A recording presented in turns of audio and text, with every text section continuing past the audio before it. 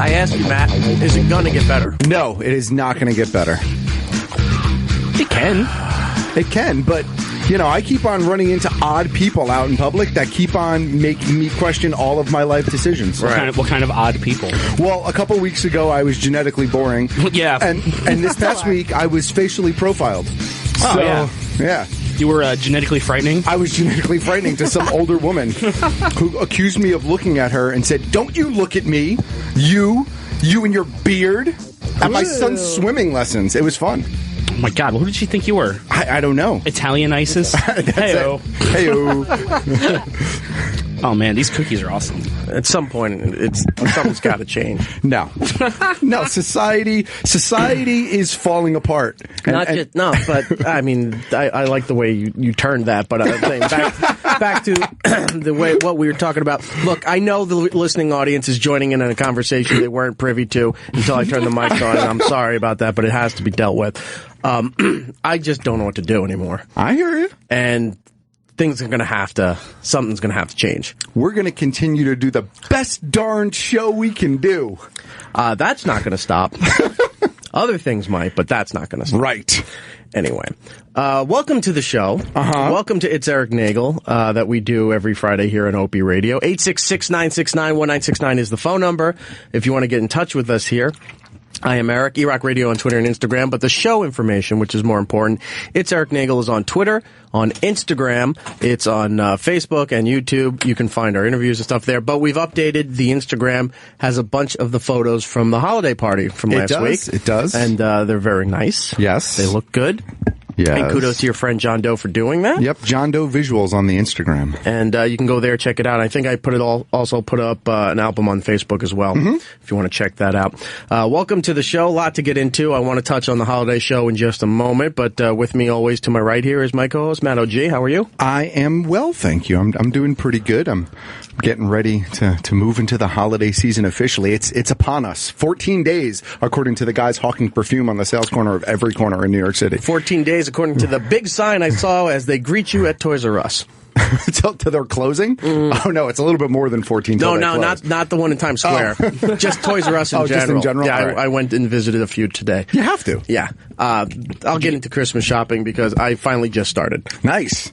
I had to out of necessity because people were getting mad. My mom's like, "You haven't sent me anything. I have no ideas." I'm like, "Well, you didn't send me anything. I don't know what you want." And she said, I'm almost done. Have you even started? No, I haven't started. Why haven't you already started? Mind your own business. And it was almost involving a hang up on my mom, which I didn't want to do, but it was dangerously close. And see, that's what the holiday spirit is. That's just pretty crazy. much. They're in another state and they're aggravating me. Doesn't matter. If you're not fighting with your family, it's not the holidays. That's But just it's all kind of out how it of works. love. Sure. I wouldn't argue like that with anybody else. I would have hung up way earlier if it wasn't my mom. Absolutely. But Matt's doing good. Giddles is here. Hi, Giddles. Hey, what's going on, man? Giddle Base on Twitter and Instagram. How are you, sir? Yeah, not too bad. You know, just enjoying this nice 60-degree day in December. Yeah, it's not really feeling very holiday-ish. No, it doesn't feel holiday at all. Like, there's no snow. It doesn't feel like there's any of that coming. But I'm not really complaining because last year at this time I was falling downstairs and breaking bones in the snow. So I'm really not too upset. Where we do the show is in Rockefeller Center, right in the center of Midtown Manhattan, and right near the tree. You know, to one block to the left of us is Times Square, right, and a block to the right of us is as Giddle said, the ice rink and the tree. So this is pretty much the most festive area for Christmas in New York City. And then a block past that is Fifth Avenue.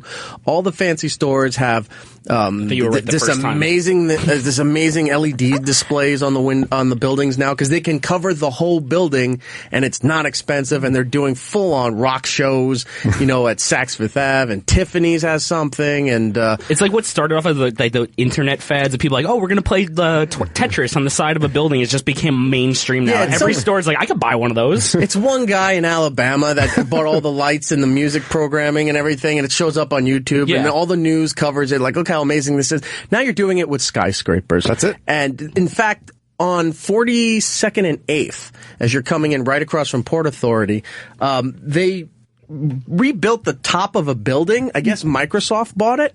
Okay. The top of the building, it's a cube.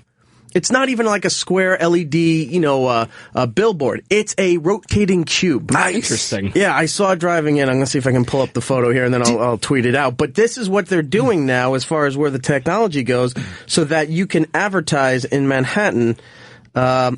See if you can see that. Oh, that's yeah, kinda wow. cool, That is right? kind of cool.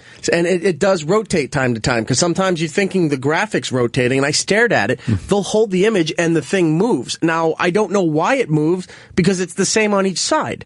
It's not like you're getting Magic? a different perspective when they're holding the same graphic. Maybe right now it's the same on each side, but they probably have the ability to program each side separately, would be my guess. Okay. Yeah. Because, look, they're advertising Halo Yeah, on there. There you go. Huh. I So just thought it was is kind it like window height where maybe people in the offices can read the ads and maybe they just keep changing the ads on another side that you can't see? maybe it's at least 20 floors up. Damn. Yeah. Did you see that video online? I think it was a commercial too. With it was like bring peace this holiday season, and it's like all the employees from the Microsoft store go out and sing in front of the Apple store, like in some big like choir holiday chorus caroling thing. It's just like, it just seems so fake and forced. That's a I mean, it was cute, I guess, but I don't know. I don't know how I feel about those commercials. it didn't inspire peace in me. That's for sure. It's basically the epitome of Christmas becoming over commercialized. Yeah, exactly. Oh, yeah, The that- two I mean, that biggest happened. commercial companies in the world, Yeah. basically. Yeah. Well, Louis, by the way. I don't mind. I know. Hi, Liz, how are you?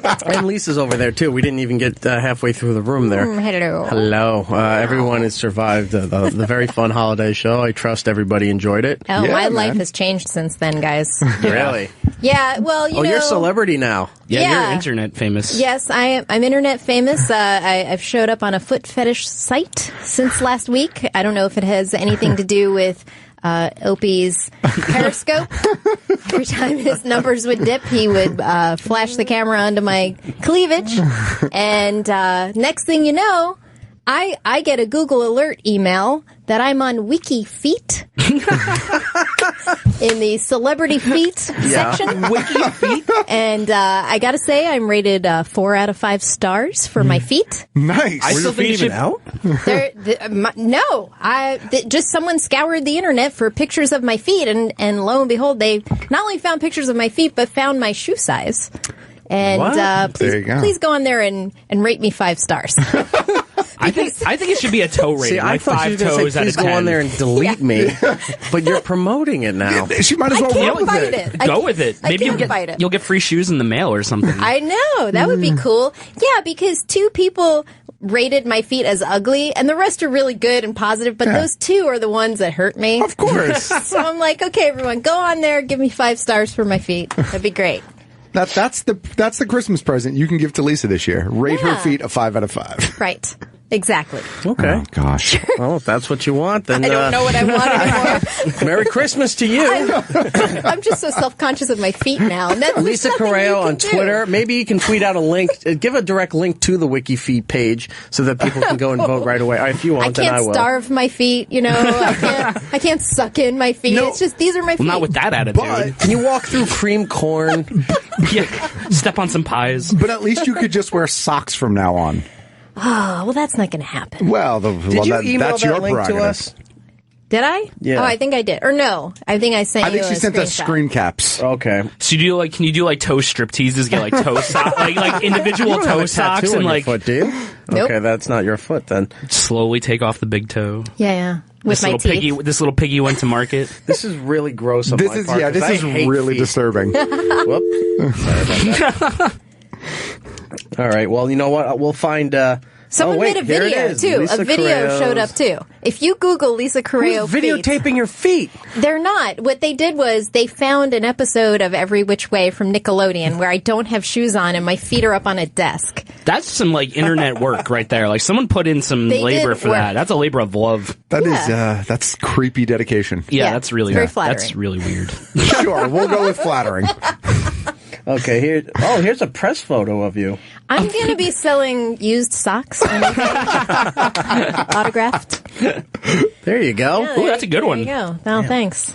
Thank you very much. Those are my feet, ladies and gentlemen. I'll send it That's to you, like a Louis. Don't 3. worry about it. That's like a 3 picture. I don't know, 5. I think the Raiders are right. I'm going to start putting out pictures of my feet where I really took the time There to you go. Put on nice shoes. Put like a little fake mustache on one. Draw little eyes. Yeah, make them talk to each other. Like a Bugs Bunny cartoon. Was there nail polish on that? This is going to be a new. This is going to be a new episode of our big apartment show. It's just going to be all feet. Yeah. Our big shoe closet. Yeah, there you go. Yeah. You need a GoPro strapped to your knees. And then learn how to live stream it so they can follow your feet's adventures through the city. That's Just a like- great idea. Like Periscope knee pads. You should have it on your feet while you're doing your stand-up. So they're just looking, at your Converse. Foot POV. Right, foot POV, and they're hearing your stand-up, so it's a way to cross-promote. Yeah, that's a great You idea. just write the website on the bottom of your feet and then just go on stage barefoot and put your feet up. These are all good ideas, guys. She's taking Do notes. it. Oh, it's so good.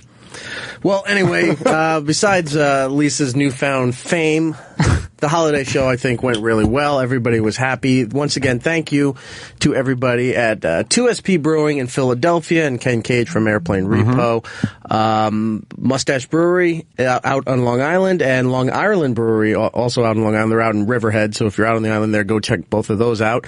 And Lewis's friends, Demented Brewing. Yeah. The Dementing Brewing Company. They had a good time? They had a great time. They did? Yeah. Okay, good. They want to send more beer. Okay. That one girl I We're thought was okay with going to that. beat me up. Who, Liz? Yeah. Why? What happened? She kind of reminded me of Snoop from The Wire. I've heard that. Right? I've heard that. Where she's just got this stare like, what's up, man? Yeah. And you're like, oh shit, this girl's going to kill me. Well, you didn't see her freak out when Lance Bass walked by. Really? She freaked out. Like fangirl, like squee. Or she Lance- had to murder him? Lance from the Backstreet Boys, right? No. Nope. He's like, nope. Right guy, but wrong band. Yeah. Yeah, we'll see him in a little while if he's doing a show tonight. Lance does his show, the Pop Something Countdown, over in, I think he's on Andy Cohen's channel, Radio Andy. And his studio's right diagonal from us here Very next cool. to Shade. It's a weird block over here when you have us, Shade 45 and OutQ, and Radio Andy. It's fun times. It is. It's a circus. So anyway, yeah, the holiday show went really well. Thanks to everybody who participated. Masters of None, of course. Gotta Masters thank of them, None, yeah. of course, we have to thank them. I want to have them back on when we're not doing beer stuff. Yeah. Just to have come on. I know their schedule's a little messed up, but I talked with them about having them coming in maybe on a regular basis. They've come on a couple times outside of the beer show, Yeah. and we've always had a good time with them. I think last time Art came with them. Yeah. I think they were Art here for Art the, and weren't they Jay here for the last time. barbecue show last time or something like They that? might have Might have been. I think they might have been here for the barbecue Yeah. one. We'll have them back on and just to do a regular show and hang out and then see how all that goes. Yeah, absolutely. So Love that those was a guys. success. If you missed it, SiriusXM On Demand, you can check out that show. Photos are up on the Facebook and Instagram. It's Erik Nagel, and I think we're going to have the actual beer segments up on YouTube at some point. Cool. It's been a really busy week going into the Yes. holidays and everything, so things are getting a little delayed as we try to get everything done before everyone goes on Christmas break. I think that's it as far as last week's show go. Anything else that we may have missed?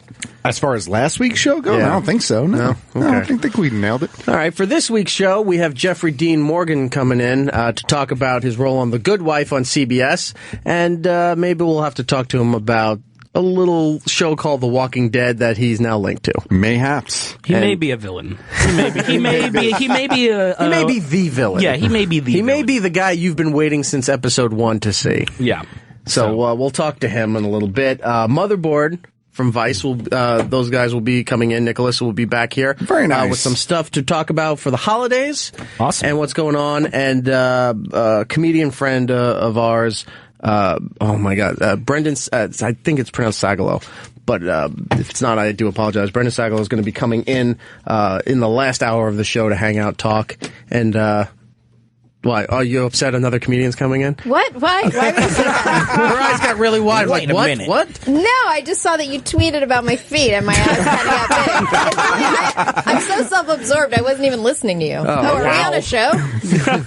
Yes, you can. I tweeted out the link on It's Erik Nagel on Twitter. You can go Oh my and God. vote for Lisa's feet on WikiFeet for some reason. She wanted that. So. I don't know. I don't know what I want anymore, guys. There's a Wiki Feet website. Why know. is that even a thing? And Nothing amazes A me little anymore. later on the program, we got stuff to give away too. I have copies of Ant-Man, the new Marvel movie that's now out, and Minions Very cool. for the holidays, and some other little things.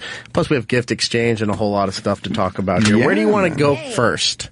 Oh, there's so many places to go. We're a week away from Star Wars. Do you want to start there? Or do you want to we do can that start with later? Star Wars, sure. Everybody's probably, if you're not a diehard fan of this thing, if you're a casual fan, maybe you take a look at it if it's on TV, like if FX is showing the movie or something like that, you watch it. But a lot of people are burnt out on the marketing for this. This has to be probably the most heavily marketed movie that was so far in advance. You know, it's weird because I feel like Star Wars is always marketed big. And I kind of feel like Star Wars also never goes away. Yeah, it never goes away. I think what's different about the marketing this time is that they've branched into some areas they haven't branched before. But I think it's also because Star Wars has become so intertwined with pop culture that more people are interested in it than ever before. Like, I know some people are knocking on, I've heard some people make fun of the makeup line, for example, right? Was it MAC or I forget who it was. Yeah, I saw that in Walmart. Yeah. But so it's funny, right? You think to yourself, this is kind of ridiculous and crazy. Except that, like, if you were looking at my Twitter feed or Instagram feed, it is beloved by a lot of the girls who are fans of Star Wars. Like, What Matt's trying to say is he bought it and was trying it on. no, he was. I'm not saying that my name is He not was doing the Buffalo duck lips. Matt. He was doing. He was tucking it between his legs, going to the dark side. But I think it's weird. But I think they clearly have a market for this stuff, and it's being well received. Maybe not by everybody, but by their targets, it's being well received. And look, Disney paid how much money for that? They want to recoup every penny. I feel like they've already made $1 billion just from merchandise. They probably have. I was at the store the other day and it was like soup, cookies, a shave kit for kids. It was a fake razor. Would you do me? No. I used the force on me. Matt was. I saw some of the stuff that was on an end cap, as they call it in the retail world, for the Star Wars makeup, and there were glitter products. And we know your association with the glitter beard phenomenon for bearded villains.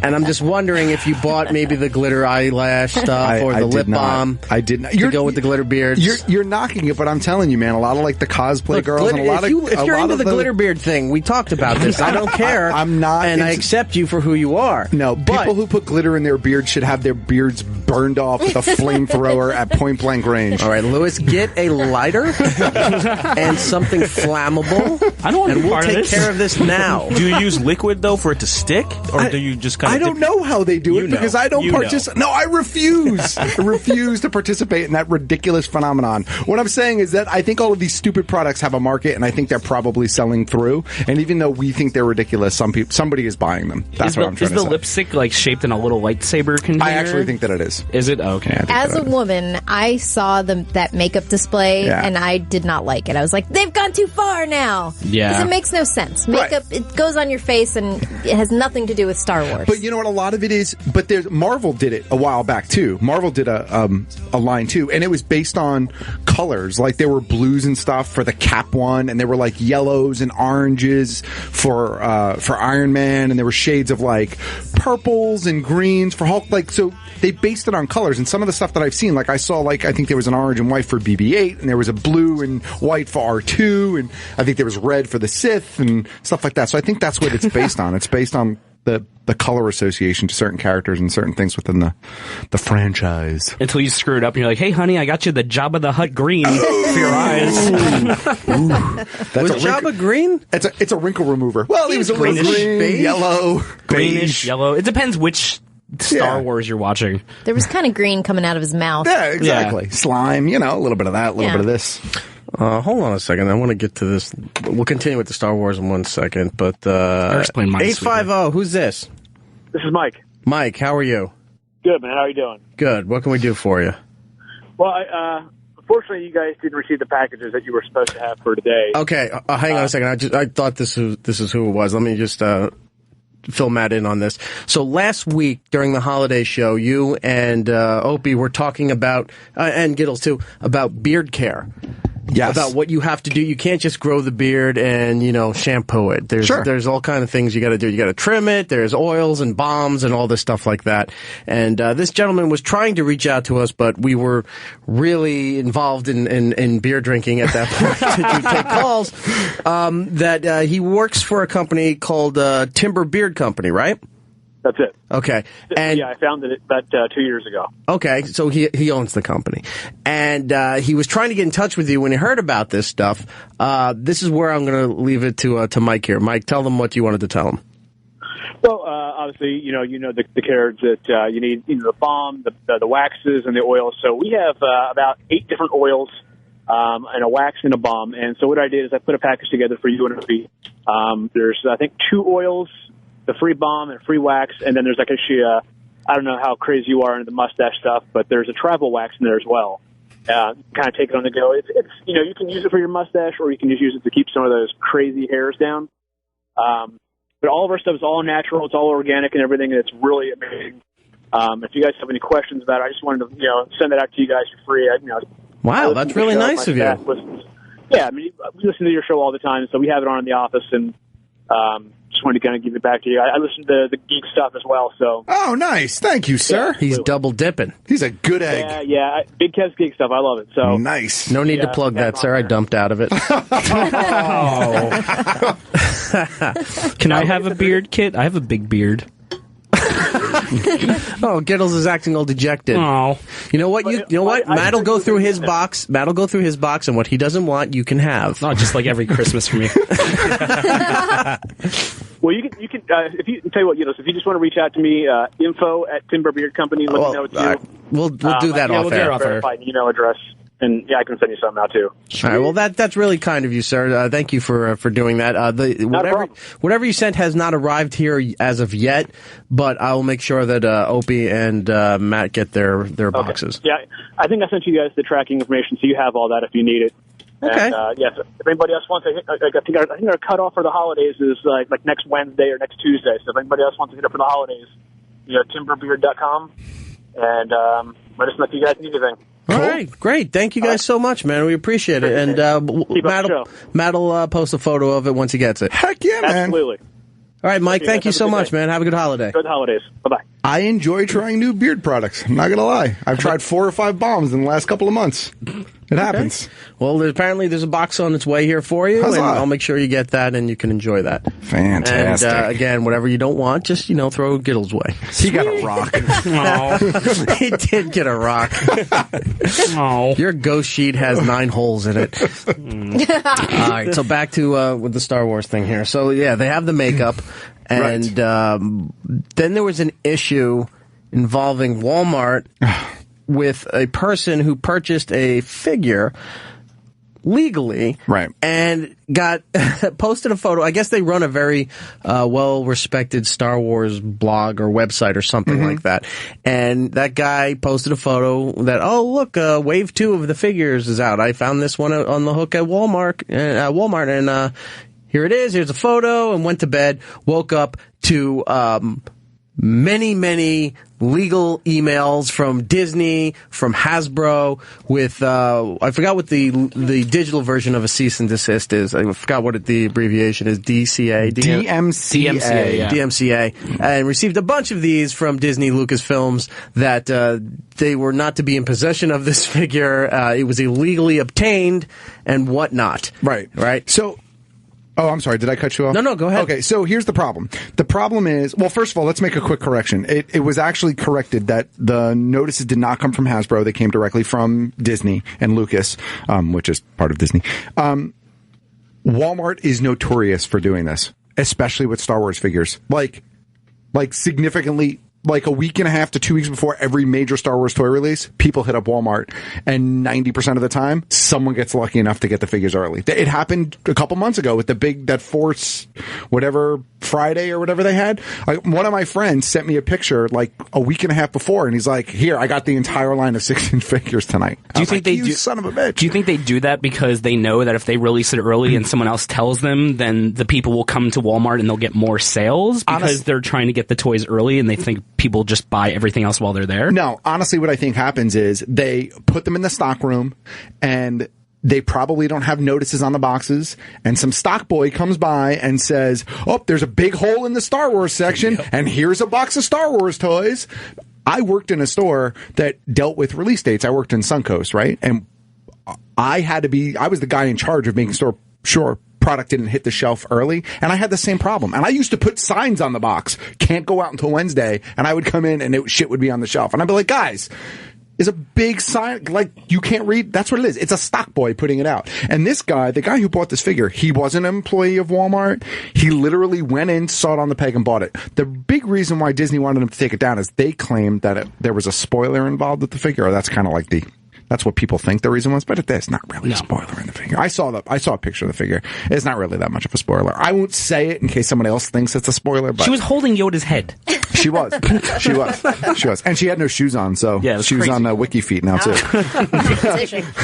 But so people are playing with their lightsabers right now. But it's like, come on, Disney, really?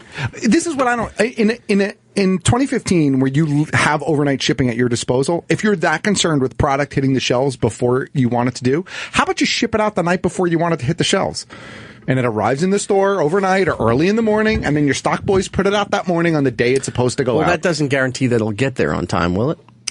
I don't know. If you're Hasbro and you have a major account with FedEx or UPS and you're sending it overnight and paying the extra money to send it overnight, which it's not that much, I'm sure, if you have a corporate account, I'm pretty sure Hasbro can guarantee that the stuff gets there the next day. All Especially, right. I mean, it's a big account. It's not like me and you sending it. From reading the article, too, the guy was confused because Hasbro was telling them to take it down, but the DMCAs were being sent from Disney, Lucasfilms, saying to take it down, but that they were just sending the legal notice. They weren't saying why. Hasbro was saying all this other stuff, and the guy deduced that Hasbro was worried shitless about losing this deal with Disney because of their fuck up. Right. Well, Hasbro has been the Star Wars toy licensor since Kenner went away. Well, since they pretty much ate Kenner. Yeah. So forever. I mean, literally since the 80s at this point, it's probably been with the same company in theory.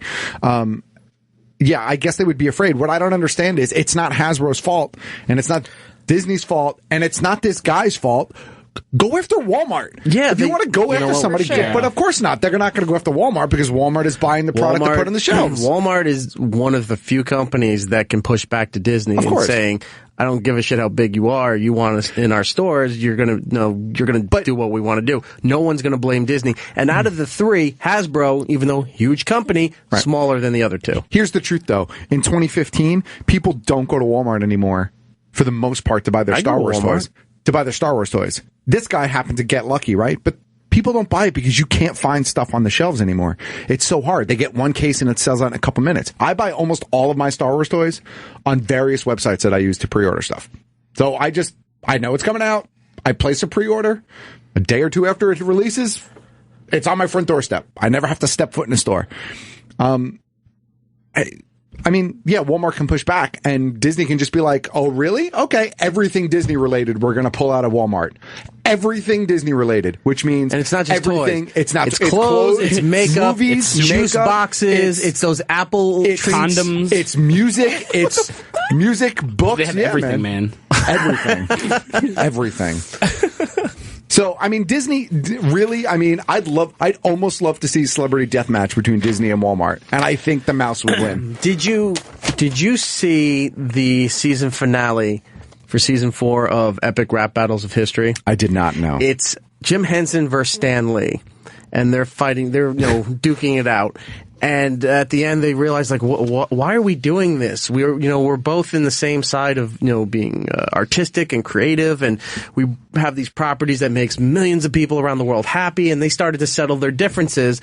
And then all of a sudden, towards the end, you start hearing, like, a really, really demented gothic version, and you started hearing, M-I-C, and then you see these feet walk up and it's going K-E-Y, and they're turning around like Godzilla showed up, and there's Walt Disney, and excuse me, He goes into this whole thing where he just bought you and I bought you, I bought you. Shut the fuck up and get back to work, and that's how the thing ended. Nice. That's pretty accurate. And it reveals too that Disney bought Epic Rap Battles of History. Disney, so that's how the whole thing ended. Disney taking over the world. They own the world. So we're 7 days away from Star Wars stuff. I'll be happy when the movie finally comes and goes. I got my tickets for next Saturday afternoon. I don't care about running to see it first. I don't care running to see it on the day that it comes out. I'm going Saturday during the day. It will be crowded, but probably less intense than it would a nighttime show. I got a 10:15 on Thursday night at a dine-in theater with reserved seats. I'm gonna roll up 5 minutes before showtime. I got a 7 p.m. on Thursday, so you guys better make sure your phones are off, because I'm gonna fuck it up for you. 7 p.m. on Thursday? 7 p.m. on Thursday. Where? The movie theater right down the street from my house. It was only $10. Yeah, midnight shows are no longer midnight. They haven't been midnight shows in forever. Mine's right, at but 7 why too. 7 o'clock? I mean, look, 10 o'clock going into midnight, I get could still technically be a midnight showing. But how are they doing 7 o'clock if all the movies come out on Friday? Because I believe Walmart. you. No, Dude. You don't have to show me the ticket. Well, they had to add more shows because everything That's what it is. afterwards is sold out for months. So they have to like pre-sell. So if you waited, you can get better tickets. And it's also opening a day earlier in the UK, so it's not like it's really screwing it up for everyone. Oh man, this and is Doctor also, Who all over again. They want the ticket sales. Yeah. That all goes into the opening weekend box office numbers. Right. And they're looking to take all records and just smash them. I'm sure they will, and more power to them. I bought my tickets the night that everybody was waiting for them to go up on Fandango. Mm-hmm. Oh, yeah. And I forgot about it. And I'm just looking through Twitter, and I'm seeing all these things pop up where people saying, getting pissed off. What was the thing with Fandango? Was it during a movie or a football game or during something? Monday Night Football. All right. And none of the ticket sale sites could handle the load. It took me 4 hours. No, but the promotion was tied into the football game, right? Yeah, because they ran the new trailer at halftime. And when that trailer ran, Fandango opened up so that you could buy tickets. Tickets went on sale, correct. So, all right, so that's what was going on, and I saw, that's what it was, sorry. People were saying the trailer's coming, so I flipped over to Monday Night Football off of Raw, watched the thing, and then I was like, oh yeah, Fandango. I went in and went through and bought my tickets. I was like, oh, okay, great. And I saw everybody bitching and complaining that they couldn't, it wasn't working, wasn't processing, or it was sold out. I tried for 3 hours at night, couldn't get tickets. I kept on getting to the point where I would get it into my cart and click to pay, and then everything would just crash. So I woke up early the next morning for no particular reason. I just woke up early, and I was like, you know what, I'm just going to try. Let me see what happens.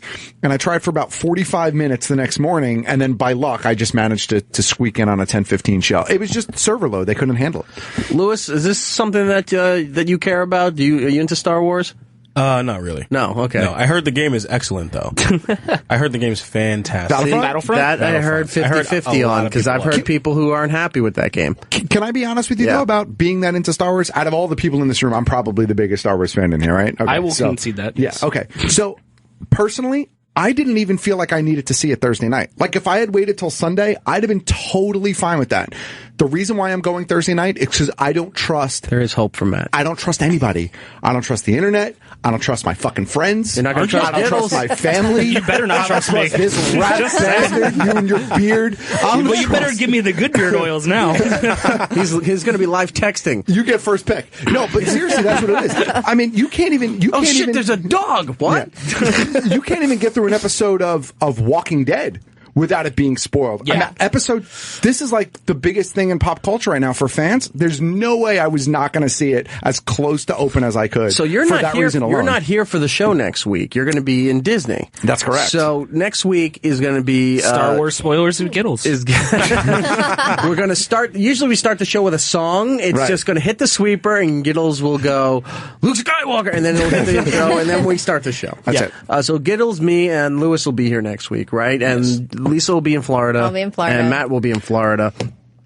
So Diddles, you can't come to the show next week. Damn it! Did you see? Because I have to wait another day to see the I movie. won't spoil it for you. Did you see there's actually an online movement going on right now that people are like signing and passing around. I've seen it on Facebook, Twitter, and Instagram now in the past couple days, and it's pretty much saying by posting this image, I agree not to post any spoilers for at least a week or 2 weeks or something like that. You know what? You say shut up, right? But think about how great it was when we saw that Doctor Who episode and they sat us in the theater and they said, look, we know we can't make you, but we're really asking that all of you people don't go out and spoil this because it's not going to air for another, whatever it was, month or two. And there were no spoilers that hit online because I was looking. What Matt is talking about was the season, not 10, season 7. It was still Amelia Pond. It was season 7. It was the Asylum of the Daleks. Yes, that was the episode. That's correct. They did a special premiere at the Ziegfeld Theater with Chris Hardwick, the cast and crew of Doctor Who, and we got to be a part of that.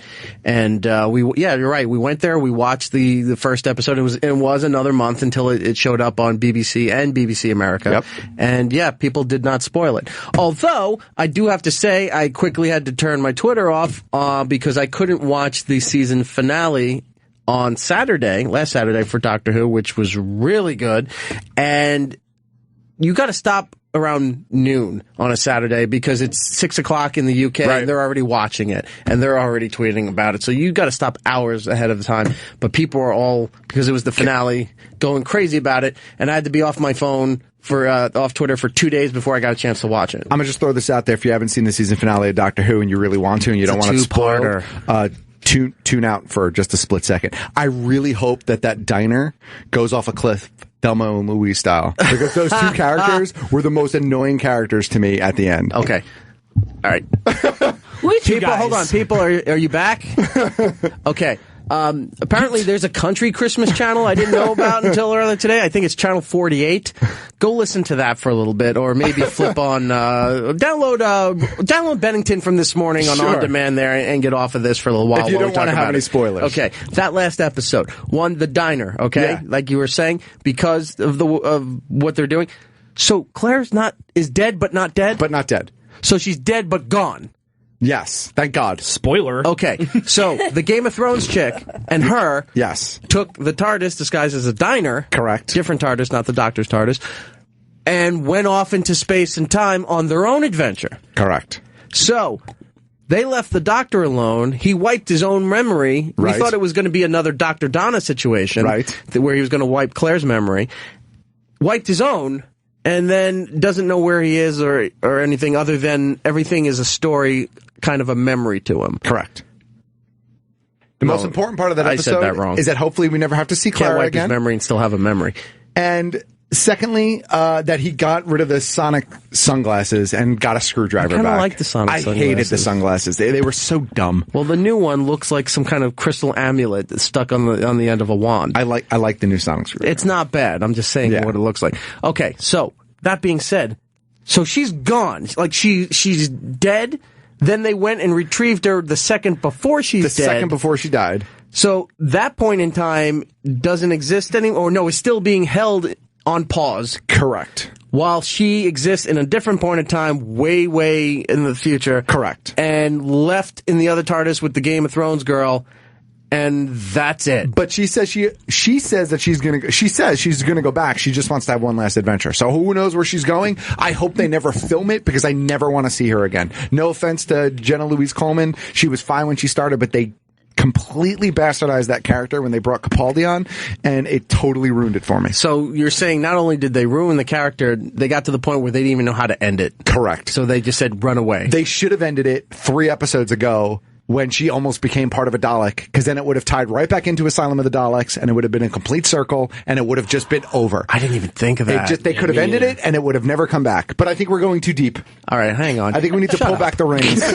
Giddles is just chiming in because he doesn't know what we're talking about. The other 3 are looking around, and I get that. I'm sorry. But this was a point that Matt and I need to discuss. I thought you were talking about what happened to me after the beer show last week. I was in a diner. It turned into a phone booth. People were calling me a TARDIS. I had no idea what was happening. You retarded. I was like, no idea what happened. I was like, Claire?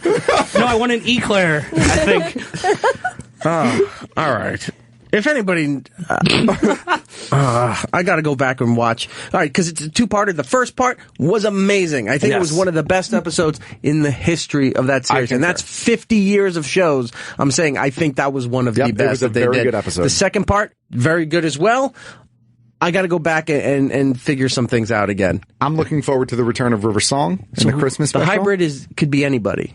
They said, oh, it was him. Then it was Clara. Then it was the Game of Thrones girl.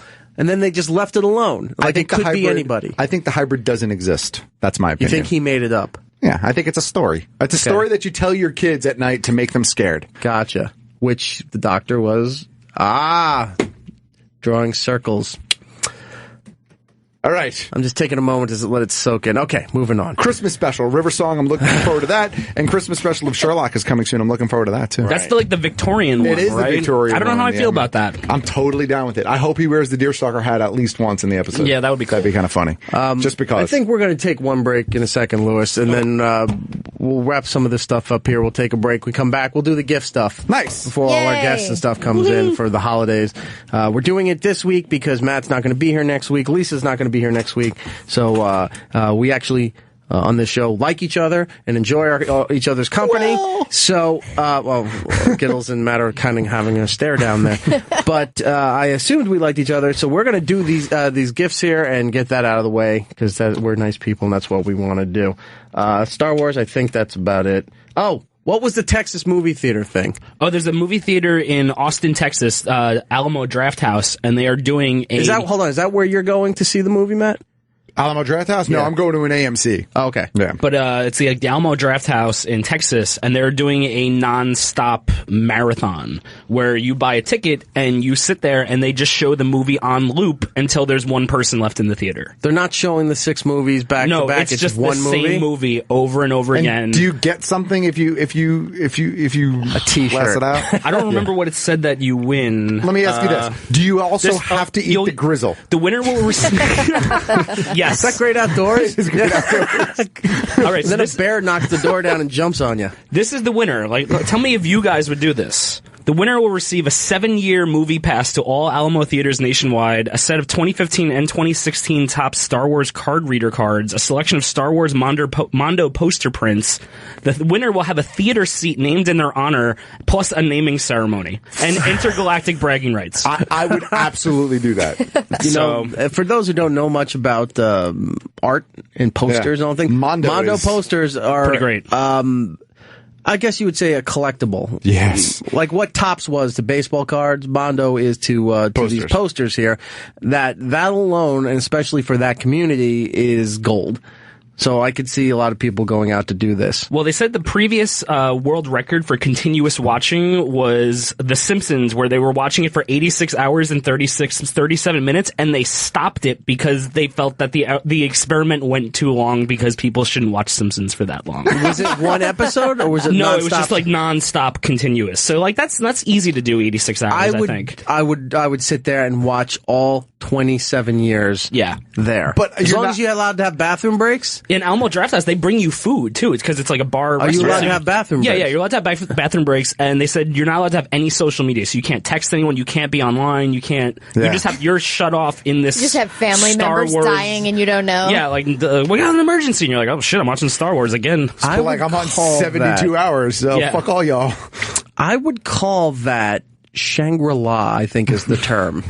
That's Nirvana. That's what I was Just sitting in a comfy food. A dark, cold, comfy movie theater watching nonstop Simpsons till the end of time. Yeah, that sounds about right. All I see is Eric at the end of time in a theater with nonstop Simpsons running, and right as things are getting good, the projector breaks. It's like a Twilight Zone episode. He breaks his glasses. Right before Eric dies, he's like, change the channel, Marge, and then just dies. Everyone's laughing. Yeah. Oh, right. E-Rock. All right. Call him Grimy. He likes that. So we will reset. We're going to take a break. When we come back, we'll do the gift stuff. We have some stuff for listeners here. We can open it up and talk about lesser nerdier things. We have copies of the brand new Minions. It's a Blu-ray.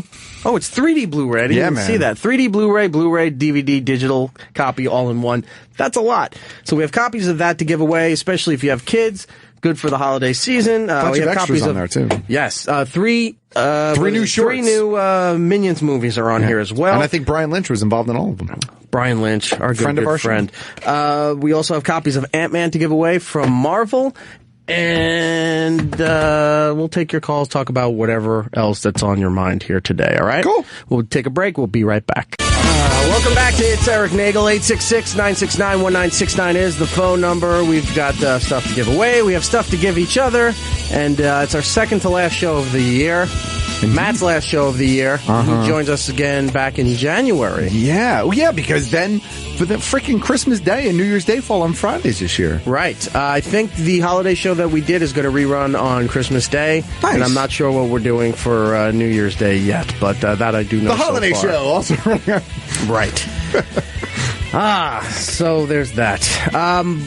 What were you just saying before we would come back on the air about ugly sweaters? Oh, I was just saying how I liked how ugly sweaters used to be like a contest where you'd be like, oh, go through your closet, find an ugly sweater, and then come to the party. And now, like, the companies are just making purposefully ugly sweaters, and it just takes the point away from it. Yeah. But even worse than that, and I'm participating in it this year, are the companies now that take the ugly sweater imprints and put them on T-shirts. Yeah, I've seen that too. It's so stupid. It's like, okay. I mean, there was a Polish guy in my neighborhood that had one that said "Jingle My Balls" the other day, and it was kind of funny.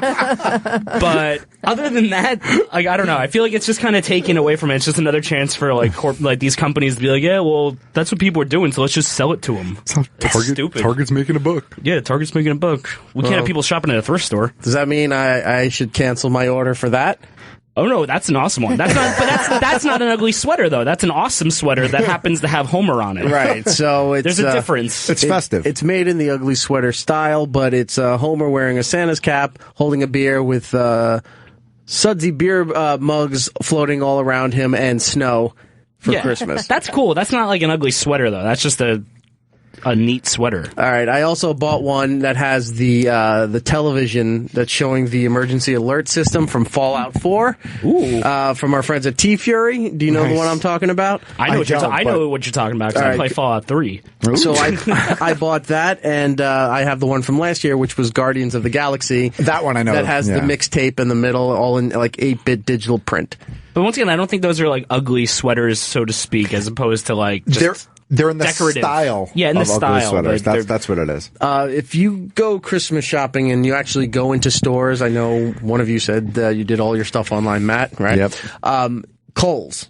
I go through Kohl's. They have weird stuff at Kohl's now and then because they don't quite know what they are. They're part Macy's, part Marshalls. Right. It's like, all right. It's like, well, we're not as good as Macy's, but we're not as crappy as JCPenney's. But somewhere we've got the clearance aisle from Marshalls and TJ Maxx mixed in.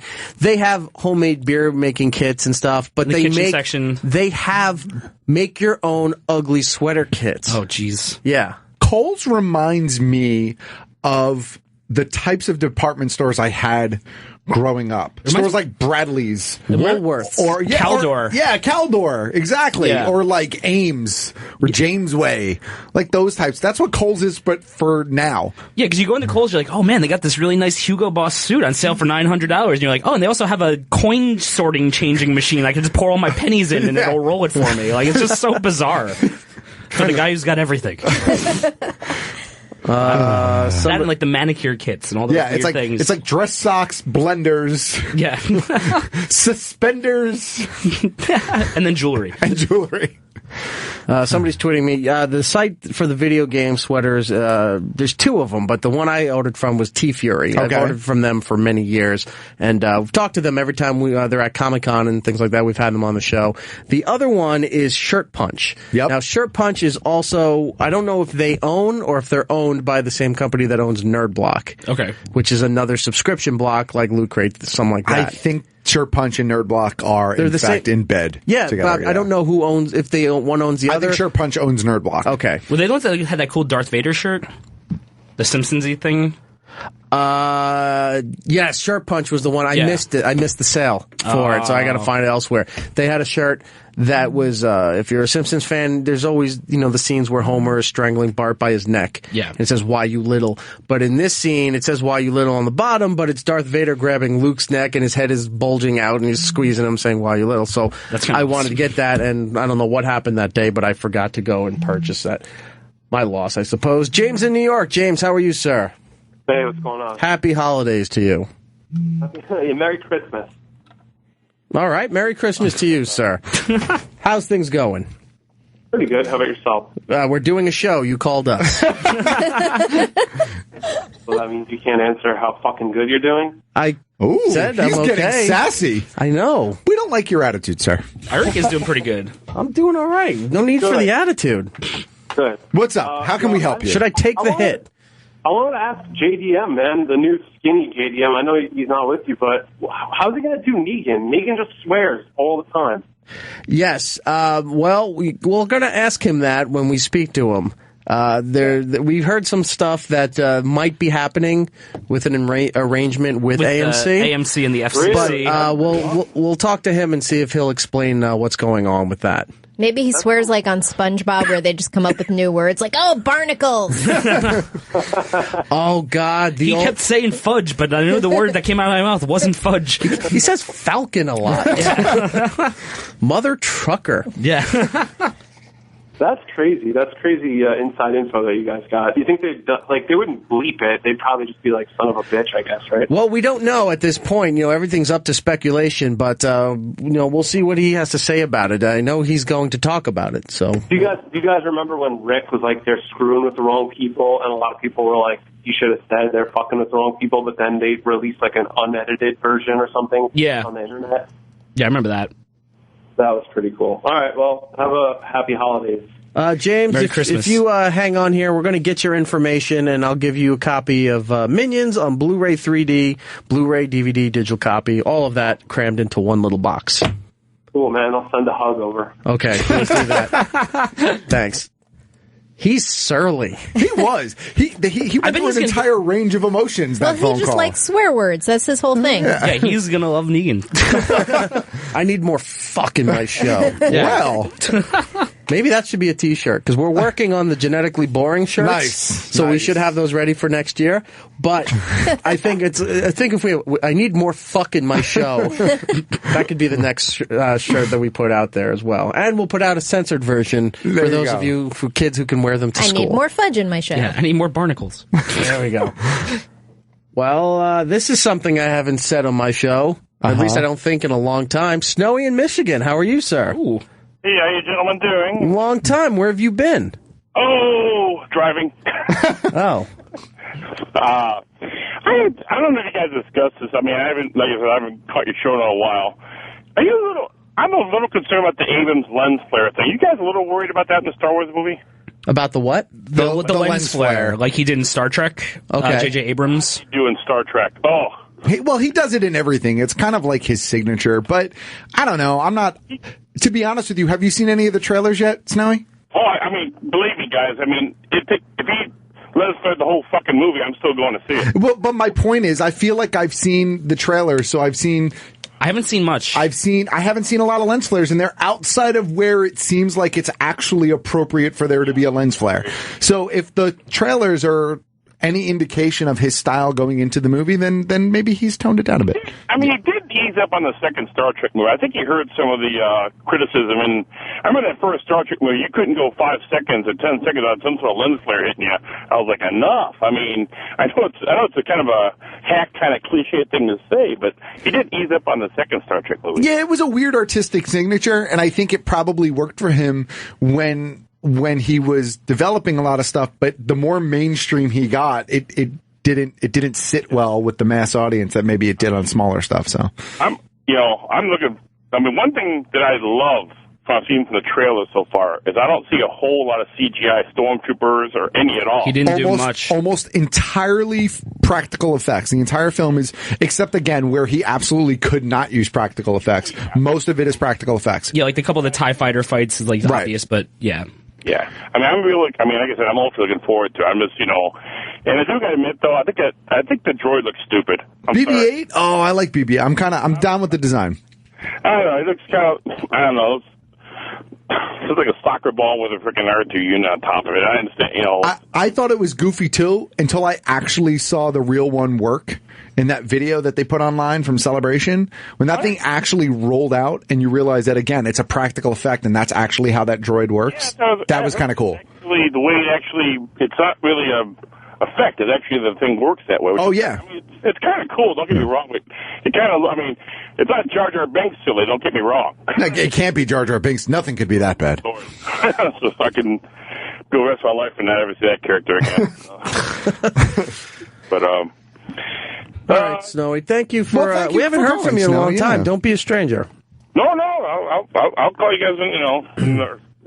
Spirit moves me though. So you guys all have a happy Merry Christmas, or like the guy earlier said, Merry fucking Christmas. He wants more fucking at Christmas. So that's the shirt for next Christmas. I want more fucking my Christmas. Fucking my Christmas. Okay. Fucking my Christmas. Thank you, Snowy. Thank you, Snowy. Yeah, have a good evening, gentlemen. Take care. Let's go to John in Philly. John, what's up? Hey, how's it going? Good, man. How are you? Not bad. Well, I actually called to say I was happy that the new Ant-Man Blu-ray came out. I picked it up, and it's just as good as it was in theaters. But then, as you were talking to Snowy, I changed my mind a little bit. I've never been a Star Wars fan, like never at all. All right. However, the new trailers and everything make me really want to see this new one. So I guess, for a non-Star Wars nerd such as myself, it works. Do you think you want to see it because it looks good, or do you think you want to see it because everyone is so involved with this thing that you're kind of just going with the flow and feeling like, well, if everybody else wants to see it, I want to see it too?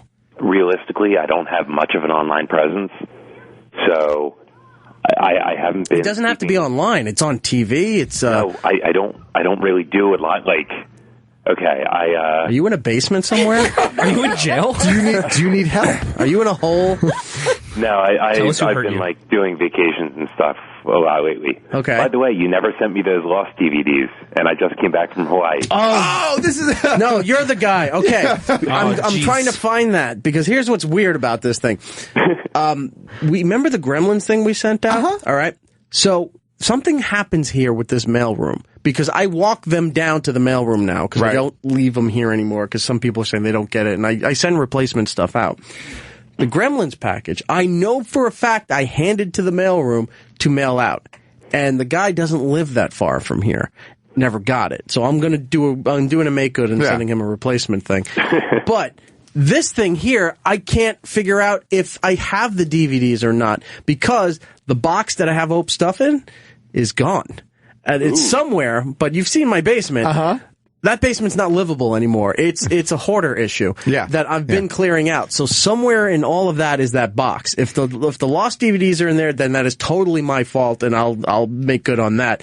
But if they're not in there, I don't know where they went. God, I remember when you won those DVDs. You were like, I'm going away to Hawaii, and I want to use the DVDs that was months ago to see tourist spots and shit. Wow, that was that was forever. Did you actually go see the beach where they shot the plane scene and everything? No, because he couldn't see it. He didn't have the DVDs. You can still go see it. It's a big tourist attraction. Thing that was there. North Beach, I think it's called.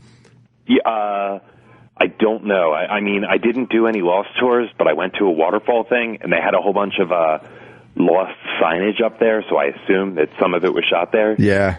Like that, it had a very ruins-ish feel to it. I think I know the fall that you're talking about. This is the Carl's Jr. that Hugo used to eat it. There was no Carl's Jr. All right. Yeah. All right. Change the subject one more time? Sure, go ahead. Go for a three-peat. Okay. I saw that new X-Men trailer. Yes, X-Men Apocalypse. Really doesn't do it for me. Oh, I mean, I love X-Men. I've seen everyone. I have them all on Blu-ray. Just something about it doesn't do it for me. I'm sorry, what is your name, sir? John, you're a wise man. Yeah. That trailer was bupkis. It was horrible. It really... how is it possible that I am more excited after seeing the TMNT 2 trailer than after seeing the Age of Apocalypse trailer? That should not be. That trailer was sure? It was boring. I know. All the time. Ugh. It was boring. I don't know. The CGI was bad. Apocalypse looked like, remember that Simpsons episode where they had the big statue where you would write the note and then on the scroll and then put it in the mouth of the statue and the statue would do the bidding? Mm-hmm. It's a religious figure or something like that. I think it's called Gollum. Not like Lord of the Rings thing, but whatever that big thing is. That looks like Apocalypse. He still looks like a Mighty Morphin Power Rangers villain. Like, I don't know how that's possible. I don't know. I agree with you, John. I was not impressed with the trailer. I saw it and I really wanted to be excited for it. And when it was done, I was like, wow, I'm just like a curmudgeon. Like, I've become the person that I always used to make fun of. I'm that guy who just hates everything because it's cool to hate it. And then I was like, no, that's not true. It's okay to hate this. Because I really like the TMNT trailer and I shouldn't have, which means I still have emotion. It might not be the right emotion, but I have emotion somewhere in my heart still. And that trailer was garbage. Now, will you still go to see it because all the other X-Men related things were relatively decent? Yes, I will go to see it. So, unlike Fantastic Four, which I boycotted all the way through, I'll probably see this. I just won't rush to see it in the theater. I'll just wait for it to come out on Blu-ray to see it. And the trailer, like a lot of other fucking trailers where they're revealing everything in the from the movie in the trailer, this one, everyone, what was the big complaint about this X-Men First Class movie level that they've been putting out? Xavier has his hair. Yeah, he's not bald. Not bald. And what's his name? Who's the actor that I can't think of his name? James not Marsters. James McAvoy. That's McAvoy kept saying, he's like, no, I'm not cutting my hair for all this thing. What do? The moment everybody in this fan base wants him to be bald, they put it in the trailer. They just open the door and they spin around and there he is in the wheelchair bald. Why wouldn't you save that for the movie? Is it that bad that you have to put him in there in order to go see the movie? It's because the movie's probably not that good. That's why. Because they have to spoil everything up front to get people in. It's the same thing with the Batman vs. Superman trailer. It's like, I feel like I saw the entire movie and it's like, oh, look, and Wonder Woman's in it and she's gonna save the day. And look, here goes half the city leveled again. You know what I mean? It's like, okay, so they're just spoiling everything. And I don't think they have much. Luthor is annoying, so we don't know what he's doing in this He's thing. kind of like the Riddler. I don't get it. He's the Joker. Yeah, he is the Joker. The Joker. That's pretty funny. And remember the last Terminator Genesis? Yep. Young naked Terminator fighting older Terminator, and apparently that was a big deal in the movie, but nope, you saw it in the trailer. Yep. And it was a terrible panned movie because they had to give that away to try and get people in there. Right. So is that what's happening with X-Men Apocalypse? That's my theory. I don't know how did it get there? Like, it's really been a solid film franchise, with the exception of the third one. John, hold on a second. John, I'm going to put you on hold. We're going to send you something else, too, and we'll try to find the lost stuff for you, all right? Okay, cool. All right, Lewis will get your information. Hang on. That Quicksilver running CGI shot in the trailer, oh my god, I was like, is he just standing on a treadmill in front of a green screen? It was horrible. Yeah, that was like some looked like Robot Chicken. Yeah, they did. That was like some Car 54 shit. Yeah. Like where they're in the car and the screen is moving. It's like in the driving like this, the car's going straight. Mike in New Jersey, also with the X-Men trailer. Mike. Hey, what's going on, guys? Hey, what's up? Not much. Yeah, I mean, the Apocalypse trailer, it felt like the character looked like an oversized GoBot. It was Kinda. Yeah, it was just terrible. And it's just, I mean, with the Star Wars trailer that came out, it looks fantastic. Now you got the Star Trek trailer that's going to be coming out shortly. That's right. And then the X-Men, it's just horrible. I mean, and what you guys were talking about earlier with Disney, I mean, Disney had to pony up to buy the Star Wars franchise because they were just going to get beaten all day long with the Batman franchise and Superman and then the X-Men. Disney had to go for this and, and compete for the next 7-8 years with all the merchandising and all the movies. But Disney owns all of the big blockbusters right now. Yeah, they do. Every single one. All the good Marvel stuff and all the Star Wars stuff. I mean, and they've been treating it okay as far as I'm concerned. So, good on them. Yeah, but that Apocalypse, I just think it's absolute garbage. I'm actually looking more forward to seeing the new Aquaman trailer when that ever comes out. That would be a cool concept. No, I'm looking forward to Deadpool. That's the X film that I'm looking forward to. That's the only one I'm kind of looking forward to. I feel like I'm just getting burned out on these superhero movies. It's a shame because I really think that the X-Men franchise has been really good. So why the misstep now? I'm not sure. But do you think like, but you've already seen with the Deadpool trailers that have been out, you already know what it is, and now it's just going through the motions for the next. But you know what? Deadpool can be 2 hours of him just shooting people and running and cracking like dick jokes, and it would still be really entertaining, I think, to be honest with you. I got it, but it also it's just again, Ryan Reynolds in a red suit in the movie Waiting, and that's Deadpool. No, I don't know how to go that far. I'm really looking forward to Deadpool. I think that one's going to be a good one. Yeah, I agree. So I just wanted to let you know. I mean, again, apocalypse equals GoBots to me. Yes, I'm with you. It's I'm the with you. Chocobot hour. Mike, what did you think of Ant-Man? I actually have it in my hands. I haven't watched it yet. Oh, okay, well, then I'm not giving you a copy. Enjoy your holiday, sir. Thank you for calling. I love Minions. I have a 2.5-year-old. Should I? Yeah. Sure. All right, Mike, you got Minions. I'm feeling generous. Awesome. All right, we'll put you on hold. Lewis, get Mike's information, then come in here. Because we got to get the rest of this moving because we got Jeffrey Dean Morgan in a little bit. We have Motherboard, and we have Brandon Sagalow who's going to be here in a little bit. So, do you want to do the season of giving here? Sure. How are we doing this? I got to get my thing over here. Yeah, apparently Giddles didn't wrap any of his stuff. Yes, I know. People in 2 countries are listening to everybody else get gifts but them. Well, you can't wrap kittens. Yeah, they die. Well, I mean, yep. Well, you're supposed to poke air holes in that, but you could. If I poke air holes in the cats, they're going to die from So bleeding. let's sort all this out, and we'll take another call. Let's go to, we don't talk to many people in Arkansas. Ooh. Arkansas. Let's say hello to Ross. Ross, how are you, sir? Hey, what's going on, guys? Thanks for taking my call. I just want to tell you, I'm 33. I finally bought my first, real vehicle that isn't a piece of shit. And it came preset with a month's worth of XM, but I discovered your show that I've never heard before, and this is the reason I subscribed last week. Well, thank you, man. sir. I appreciate that. I mean, I know it's a lie, but it's the holidays, and you're being kind, and thank you so much, sir.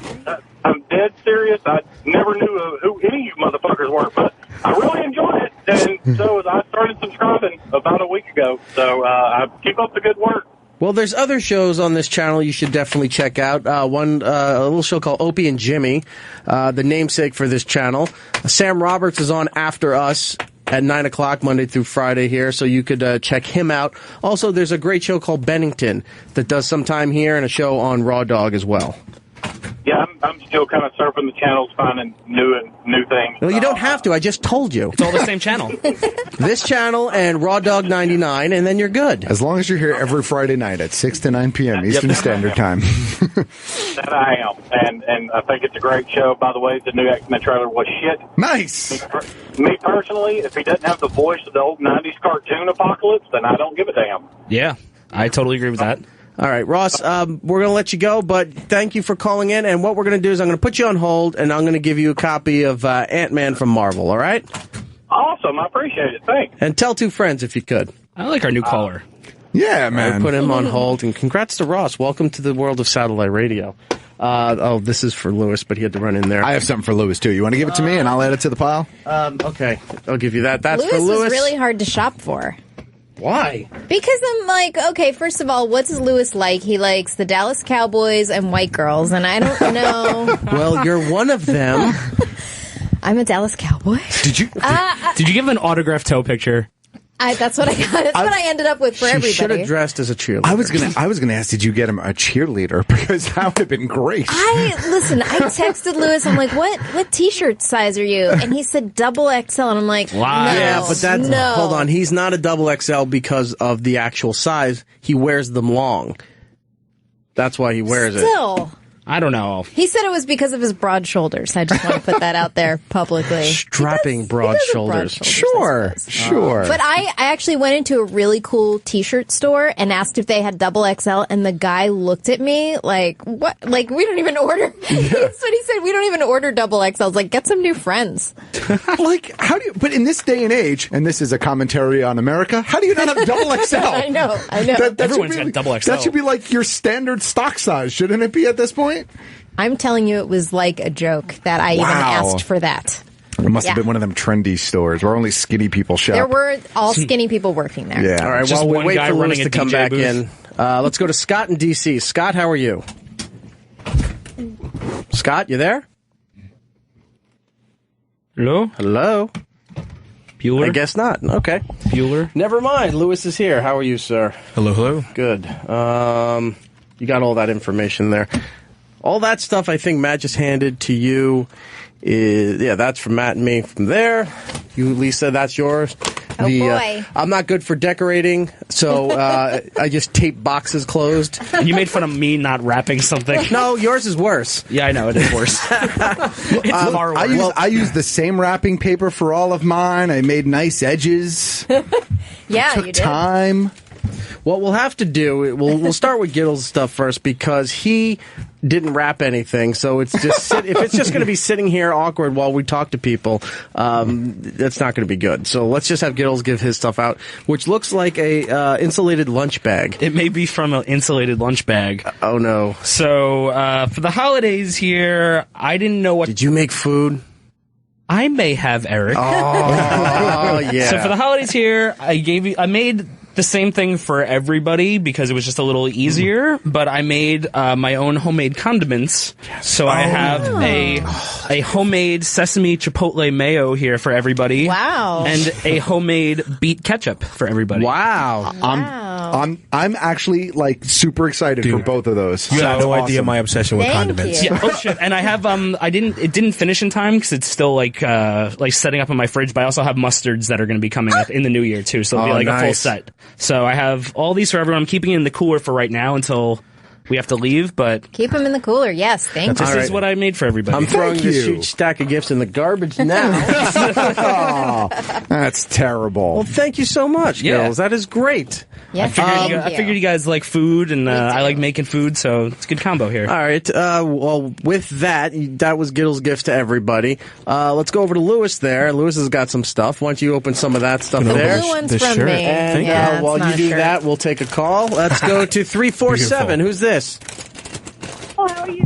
Hello? Amanda, how are you? Hi, Amanda. How are you? Where are you calling from? Staten Island, New York. Okay. Hey, my boyfriend and I love your show. He's actually driving and throwing a little panic attack right now. Why? But I wanted to tell the guy who called 2 callers ago, Okay. just subscribe because of your awesome show. Thank you. I wanted to tell him that Weird Medicine is also fucking awesome. Yes, And you Dr. should definitely Steve, check that out. who is off on a beer venture Oh. with his old co-host P.A. John. That's they right. opened up a craft brewery place down in Tennessee. That if he's not trying to keep people from dying, he's running over and serving them people alcohol. So he'll give them liver disease, and then he'll promptly cure it. Right. But of course, Weird Medicine is on 10 o'clock, brand new episodes, 10 p.m. Eastern on Opie Radio on Saturday nights. Weird Medicine on Twitter and weirdmedicine.com. Very nice. All right. Thank you so much, Amanda. Thank you. You're out. You're awesome. Thank you, too, sir. Eyes on the road, 10 and 2. All right. Lewis, what'd you get? Amazing stuff. First of all, the greatest pair of socks I've ever seen. 2 pairs. Well, explain what they Yeah, are. explain what they are. One is T-Rex burning down buildings. It's amazing. Is it Godzilla? It's Godzilla. Okay. Yes. That's fantastic. On a rampage. Is it Godzilla from Rampage? That Because would be great. awesome. Yes, it is. I don't Is know. that what it is? I got them at Wait, just what's his weird name? comic book stores. Lizzie. Lizzie from Rampage. So you have Lizzie, you have George, and what's the wolf's name? I don't Ralph. remember. Ralph. Lizzie, Yeah, George, yeah. Ralph. Bort. Right. No, Bort is the other thing. Oh, one of our guests is early. He can come in and hang out. Yeah, absolutely. Hey, how you doing? That's Brendan. Just take a seat over there, man. We'll get to you in just a little bit. What else you got there, Lewis? Amazing socks. I also have this Des Bryant Funko figure, which is amazing. I knew you were a Cowboys fan. This is awesome. Seriously. I'm a diehard Yeah, fan. I just saw that. Are they starting to roll out more sports figures for Funko Pop? So Funko has 2 major NFL releases. The first one was just now. That's actually from Wave 1. And then Wave 2 is the end of January, beginning of February. Right. So, Okay. yeah. And They're spreading their wings. Wonderful, wonderful gift card. I'm not going to say what for. Yes, please don't, because it involves something that Lewis will discuss next week. Yes, I will. So 100%. But you like it? I think it's fantastic. Think Thank it's you. a Thank good you for start, everything. right? Yes. Okay. Thank you. All right. Good for you, Thank Lewis. you so much. No problem. I feel like the Make-A-Wish Foundation. Good. Now go back there and start screening calls. Wow. We're going to take it all away from you before you Hang go out. home tonight. No, help yourself to. By the way, Lisa made cookies. They're amazing. Oh, those cookies are great. Chocolate chip oatmeal cookies, They're like- right? I'm calling them raisin roundies, like Martin had on The Simpsons. My raisin roundies. I soaked the raisins in Bacardi rum overnight. Is that why I'm drunk? That's why they're delicious. Nice. Little rummy. Wow. There. Lisa, you can start opening I should yours. start? Okay. And let's go to 801. Hello, who is this? This is John. John, where are you calling from? California. Where in California? Out in the desert on I-15. Okay, so I'm guessing you're not driving home from work. Well, technically, I mean, as a truck driver. Oh, there you go. What are you hauling, sir? A bunch of furniture. Anything good? No. Couches I need a couch if you find yourself in New Jersey. Or Spine Tingler 2000. We're looking for hammocks for the office, if you come across those. Hammock district. Oh, absolutely. So what can we do for you, sir? Hey, I just call and tell you guys your guys' show is awesome. I enjoy the heck out of it. So. Well, thank you so much, man. Where's your final destination before the holidays? Back to Salt Lake City. Okay. I'm going to hook you up. Would you like a copy of Minions or would you like a copy of Ant-Man? Minions. Minions it is, sir. I'm going to put you on hold. Lewis will get your information, and we'll send that out to you. Happy trucking, sir. Lewis is running out there. Lisa's opening her gifts. So cute. Okay, that one's for me, but that's part of your gift because the other part hasn't shown up yet. Apparently, they're back ordered. Thank you. I wasn't aware of that. But what this is, it's an 8-bit Groot. She loves Groot from Guardians of the Galaxy. So cute. So it's an 8-bit Groot in a flower pot. It's awesome. Now, in the box is the rocks that are supposed to go inside there. So I put them in a bag just because they were spilling all over the place. Right. So this way, when you get home, you can put the whole thing together, and it looks like Groot is growing in your house. That's so Lewis cool. got me a Wonder Woman t-shirt. Nice. That's supposed to be for an infant. Oh, really? Maybe he wants you to put it on now. It looks like the right size. It looks like it'll fit. Okay. And I'm opening. Ooh. Nice. Hey. Check it out. Nice. Rick and Morty, Volume 1. Yeah, that just came out. Pretty sweet. I'm trying to encourage you to read more, Oh, Lisa. man. Crap. Put your feet up on a table. Nice, like. You can read. Oh, my gosh. These comics are so good. And I also know that you awesome. love aliens. I so- do love Alien, and it's a little Funko Pop Alien. Yeah, Look man. how cute that is. Oh, he's adorable. Well, thanks, guys. You're welcome. What everything. hasn't arrived yet? Do you want to know, or do you want to wait? I want to wait. You want to wait? Yeah. Okay. I want to wait. All right. I wanted to tell, but I guess I can't. If you want to tell, then tell me. I got you a ugly Christmas sweater. That is the diner scene from Twin Peaks. That's Thank with coffee you. and pie, and it says something like "This is really great pie" or something across that's the bottom of amazing. it. Has the owl logo from Twin Peaks and everything all in front of it. Wow. But it was in a back order, has not Oh, I arrived can't wait. yet. Thank you so much. So when that does, I'll make sure that gets out to you. Aw, thanks, guys. Giddles, you can start on yours, and we'll go to Steve in Alabama. Steve, how are you, sir? What's up, D-Rock? How you doing? We're doing good. How are you? Pretty good. I got a quick question for you. Sure. Batman versus Superman. Okay. Mm-hmm. I've seen the trailer where they showed Zod turned into the villain or whatever. They extracted from Zod To make Doomsday. Is that how it was in the comics, though? No. Okay, so they took a But lot that's of liberty. okay. Yeah. Is this going to be like a 5-minute Batman-Superman fight and they fight him, or is this going to be an actual good fight between the two? I think there's going to be enough. I think there's going to be enough between Batman and Superman, and then I think they're going to come together to fight Doomsday. Look, Batman and Superman eventually have to put their stuff aside to form the Justice League, so they can't be enemies forever, is what I'm saying. But I think you'll get to see a good amount. Is Ben Affleck going to direct a Batman movie? He is going to be in a solo Batman movie. Yep, he's going to star. I'm not sure if he's going to direct, but he's definitely going to star in it. Who's going to write that? Does anybody know who's going to write it? Honestly, I'm not 100% sure whether or not that's been confirmed yet. So I don't want to say it hasn't been announced. I'm not 100% sure. Oh. All right, well, that's all I want. So what's the story after this? So after Batman vs. Superman, then they do Justice League? I don't know. They've got a slew of movies coming out. They have a Justice League movie coming out. There's an Aquaman solo movie, a Wonder Woman solo movie, a Flash solo movie. I'm not sure what order they're in. I think Justice League might be the next one, but Wonder Woman I think is filming, so there's definitely a lot going on over there. Okay. Steve, would you like a copy of Ant-Man? Sure. All right, I'm going to put you on hold. We'll get your information. I'll give you a copy of Ant-Man from Marvel, all right? Thanks, you guys. Love you. No problem. We love you, too. Tell two friends. Giddles, what do you got over there?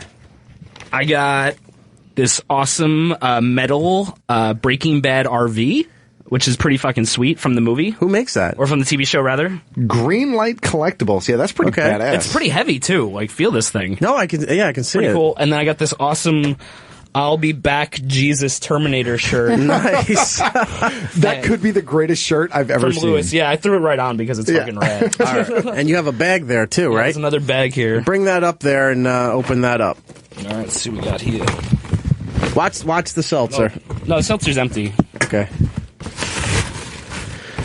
Oh, shit. I've got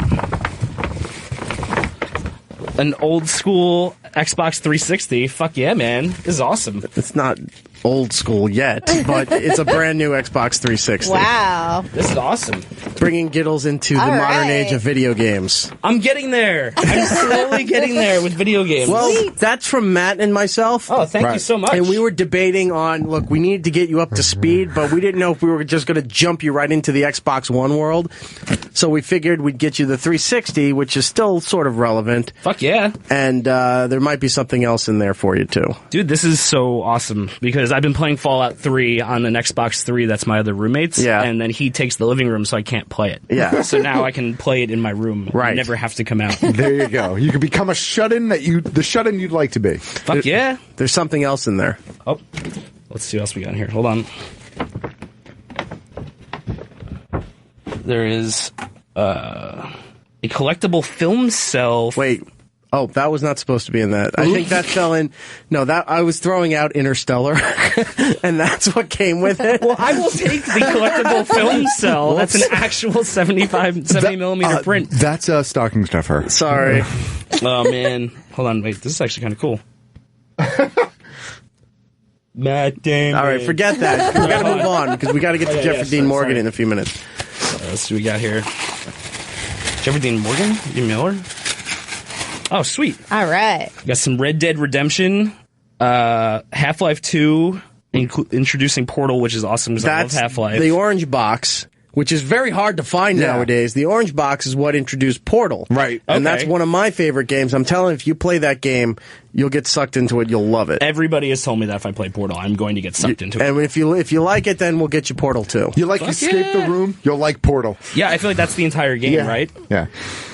Fuck yeah, thank you guys. And what's the other one? The other one is Grand Theft Auto 5. Yes. Sweet. That, if you just ignore the actual missions and just drive around, you'll have a lot of fun. That's usually what I do. And I get a nice car and I drive very safely down the street and I pick people up and I drop them off. He helps them with their groceries. He's very very kind. Nice. All right, this is awesome. Thank you. No, you're welcome. And enjoy it. And I know you have some downtime between TV gigs, so I expect some progress reports on what you're doing here. Yeah, I will start a new Giddles video game reviews from Xbox 360. Don't be like Mikey Piff. All right, actually don't buy everything and don't use it. Well, I'm going to invite Mikey Piff over to play. There you go. I think what you'll need to do, because I didn't realize I picked up the wrong copy of Red Dead Redemption. I wanted to get him the one that has the downloadable content with it. Right. The zombie version, where you can play online. Yeah. The zombie game, it's not like, because everybody throws zombies into everything. It's actually really awesome because you're playing in the Old West, and and zombies are just coming up, and you're sitting on top of old churches, and the saloon, and you're using a blunderbuss, and you're trying to shoot zombies as they're trying to kill you. So we may have to, you may have to just sign up for like an Xbox Live account, Okay, and cool. Download it for there. Cool. Matt, you go next, and we'll go to Ralphie in Ohio. Ralphie, how are you, sir? Hey, good, man. Great show, man. As always, I just want to call and say thanks, man. I got my Call of Duty 3 the other day in the mail. Right. Awesome show. Oh, you did? Great. Thank you, man.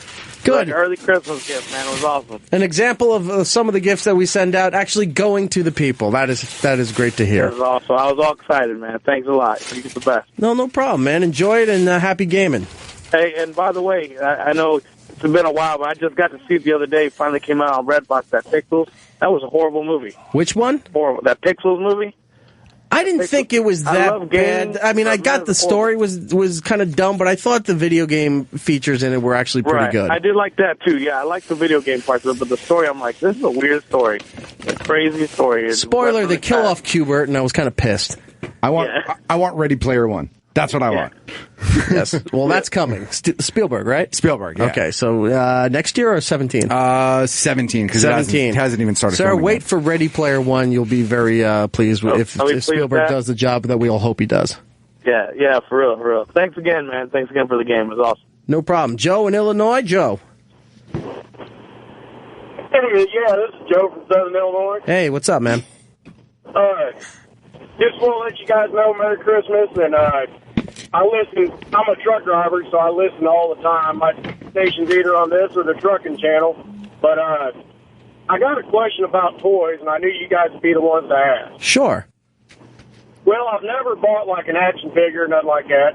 Well, I had them when I was a kid, but there's a couple that I've really been into, like Evil Dead and Star Wars and even Back to the Future. And I've looked online a little bit, but I'm kind of worried because I went to Funko and I wasn't really into that stuff. There was a couple I liked, but nothing that stood out. Okay. And but what I'm worried about is if I don't get something that I'm like really, really catches my eye, that it might keep me from getting more. You know what I mean? All right, so I think what he's saying, because he looked at Funko, and I'm guessing he looked at the Pop line. So, that's not for everybody. A lot of people do like it, but he's looking for real figures. You mentioned Evil Dead. NECA has a line, our friends over at NECA, that make the Ash figure. There's a couple of different versions of him. One from Army of Darkness, one from Evil Dead. They're very well done. They're doing one from the new show, I think, too, right? Yeah, I think they have the Ash vs. the Evil Dead line as well. If you're looking for something more serious, something that, you can put up there and looks almost like a sculpture, almost like art kind of deal, as far as Evil Dead goes, I would go check NECA online and check out what they have there. I think that might be what you're looking for. As far as Star Wars, and what was the other line? I do like some of the Back to the Future stuff, too. So Back to the Future, there isn't really anything out there other than the Funko Pop line and the Funko Reaction figures. No one's ever done like proper 6-inch quality Back to the Future figures. So you're not that you're stuck. I happen to like the Funko stuff, but that's pretty much what you have for Funko. And then for Star Wars, if you're looking for nice stuff, look for any of the Star Wars 6-inch Black Series figures. Even the 3 3/4-inch Black Series figures are all really nice, and you could find a bunch of them. So they're not hard to come. Well, some of them are hard to come by, but even just Oh, sorry. Go ahead. Well, I was just going to say, like I said, I just want to make sure my first one's something kind of cool because otherwise it may stir me from getting more in the future. You know what I mean?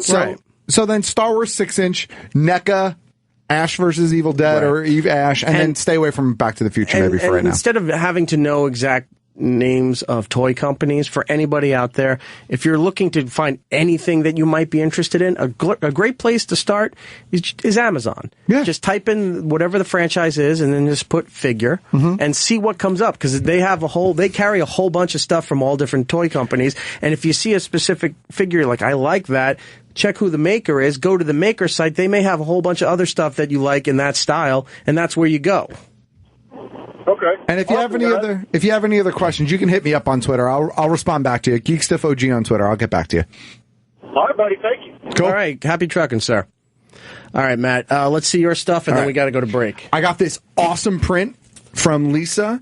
Check this out, man. That's like a blueprints for Game Boy. Wow. That's really cool. That's the schematics. This actually might go in my office at work. All right. Like, I think That's I can get away awesome. with hanging that at work. That's awesome. That's so cool. Thank you so much. You're welcome. And then from Lewis, I got an awesome Rick and Morty shirt, which is great because I don't have any Rick and Morty shirts yet. So thumbs up to you, brother. Let me see which one.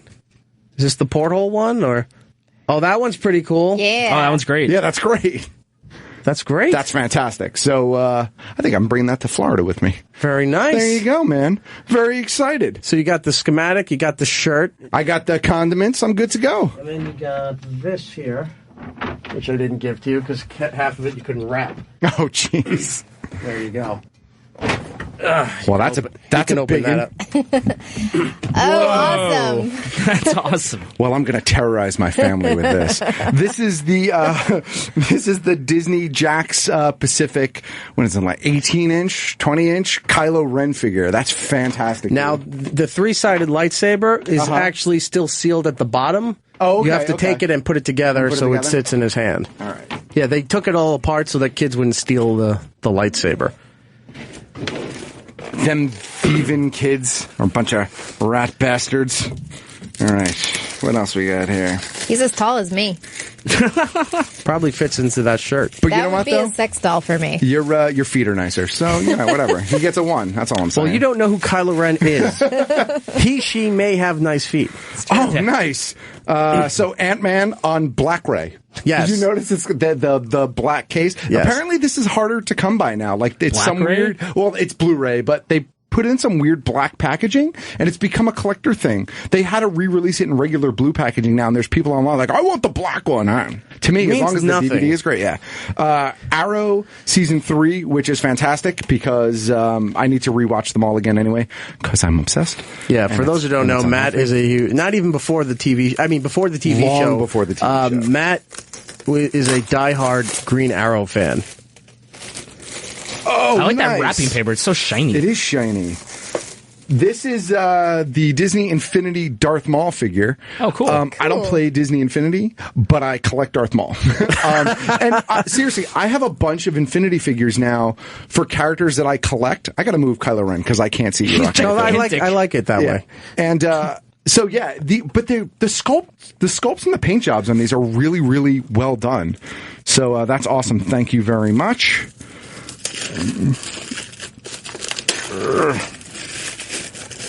And the last one there. And then we got to take a break, and then we're going to talk to Jeffrey Dean Morgan about The Good Wife and maybe some Walking Dead. And you That's have to open your awesome. presents, too. What is that? It is a Serenity ornament. This That's is cool. fantastic. dude. Firefly. Yeah, from Firefly. Wow, this is fantastic. Cool. I've never even Ripple Junction. I've never even heard of them, but that's a great replica Of the spaceship. of the ship of Serenity is the name of the ship. It's the name of the movie. It's the name of the ship. The TV show is Firefly. So thank you very much, sir. You're very welcome. Thank you Enjoy very it. much. I'll open my stuff later because we got to keep things moving. We're going to take a break. When we come back, we're going to speak with Jeffrey Dean Morgan. And after that, Motherboard and Brendan's in the back there. You all right? Yeah, dude. All right. So we'll talk to him in a little bit. We'll take a break. We'll be right back. Yeah, I saw your T-shirt through the glass. It's very reflective. Yeah. It stands I out. saw that thing. I looked up and I couldn't see your face, but I could see your T-shirt moving around. It's a mashup of Skeletor and Jack Skellington. Yeah, that's from awesome. Nightmare Before Christmas. That is sweet. I figured I wouldn't wear any Skeletor. Walking Dead stuff so I didn't look like a total fanboy to you. Ladies and gentlemen, Jeffrey Dean Morgan is in studio, and we couldn't be happier. So much surrounding you right you now. could be happier. But we're going to start. You're right. I could be much happier. I couldn't be happier. I could be happier if I'm on that show that supposedly he's on and he kills me. But for now, he's here promoting The Good Wife on CBS. Yeah. Now, this is season 7 finale, right? It's not the mid-season? Mid-season finale. Oh, it is the mid-season. I think Okay. because I still got a bunch more to shoot. It's so weird with the half seasons because sometimes they promote them as.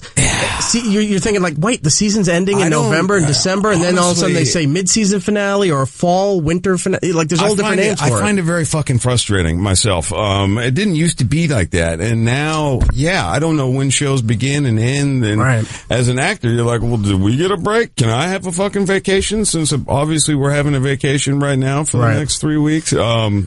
that being said, yeah, I think it's just really good for the networks and to give it a title and mid-season finale. Hopefully you get more viewers and advertisers and all that. And it's emphasizing it's got to be a special episode because either somebody reunites or things get squared away or it's leaving you on a cliffhanger until the next year. Yeah. I mean, it's all based on let's get viewers. Let's get people tuning in. So, yeah, I think there's got to be something happening, right?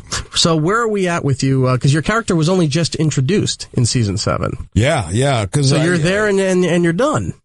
Oh, I'm not done. Oh, what do you mean? No, I mean, you're on here for this season, and then you have other projects. When do you have time to come back? Well, that remains to be seen if there's even a season 8 for Good Wife. I mean, they haven't been... It's doing very well. I can't see it not getting a season 8. Yeah, but, here's the thing. It's been on for 7 years. I mean, it just depends on how everybody's feeling. Right. At a certain point, some people are just like, that's it. The story's been told. I'm not saying that's what's going on with The Good Wife, and they very well could be back for season 8. And if that's the case, hopefully Jason Krause can, remain part of that story. But yeah, there's other projects too. Right. The mid-season, holiday season, whatever you want to call it, finale is this Sunday at 9 p.m. on CBS. Where do we find your character? What can you tell us about it? Here's the deal. I didn't even know there was a mid-season finale. I didn't know they were taking a break. I'm woefully unprepared. I'm trying to remember where we even are in the story. You showed up the next week, no one's there, and no one told you it was a break. I'm like, I'm here. We actually do get a nice Christmas vacation, thank God. I mean, I've been working since, when did I start this? I went straight from Extant to this, literally, I think mid-July. I finished Extant and came to New York and started. Are you done with Extant too? Yeah, that's done. That's the Halle Berry. The Halle Berry. Halle Berry thing where she was an astronaut who was on a mission for like 13 months or something like that in space, and then came back pregnant, and she's trying to figure out how that happened. Yeah. So I played a cop. A rogue cop on that kind of helped her try to figure out what was going on. But yeah, that's not coming back. And then I went straight to Good Wife, and I want to say I'm filming episode like 12 or 13 right now. And I think they're on episode 8 or 9 in the television world. Okay. I think. So I don't know exactly where we are, and so this is going to be... You have to be a little bit ahead, because if you're trying to finish it to get it on that week, you're in a lot of trouble. Oh yeah, we're always a little bit ahead. Yeah, no, we've got to be. They've got to, they got to edit and do all that kind of cool stuff, and we got to keep those scripts coming. But like literally, I think I just got a new script yesterday that starts today. Right. So we're a little bit behind. Usually, you like to have the script 4, 5, 6 days in advance so you can kind of get a run on it. And this is how you know it's ready for a mid-season break and ready to go on vacation, because everybody's having trouble keeping up, the writers and us, and we're all slowing down a little bit. Right. But yeah, whatever's going to happen on Sunday in The Good Wife is going to be awesome. That's the radio equivalent of when you want to say something timely and you put your hand in front of your mouth or something obstructs you and you go Denver Broncos. Like go that. Denver Broncos. Like the old lottery guys. They just hold the check in front of his house. $18 million. Yeah.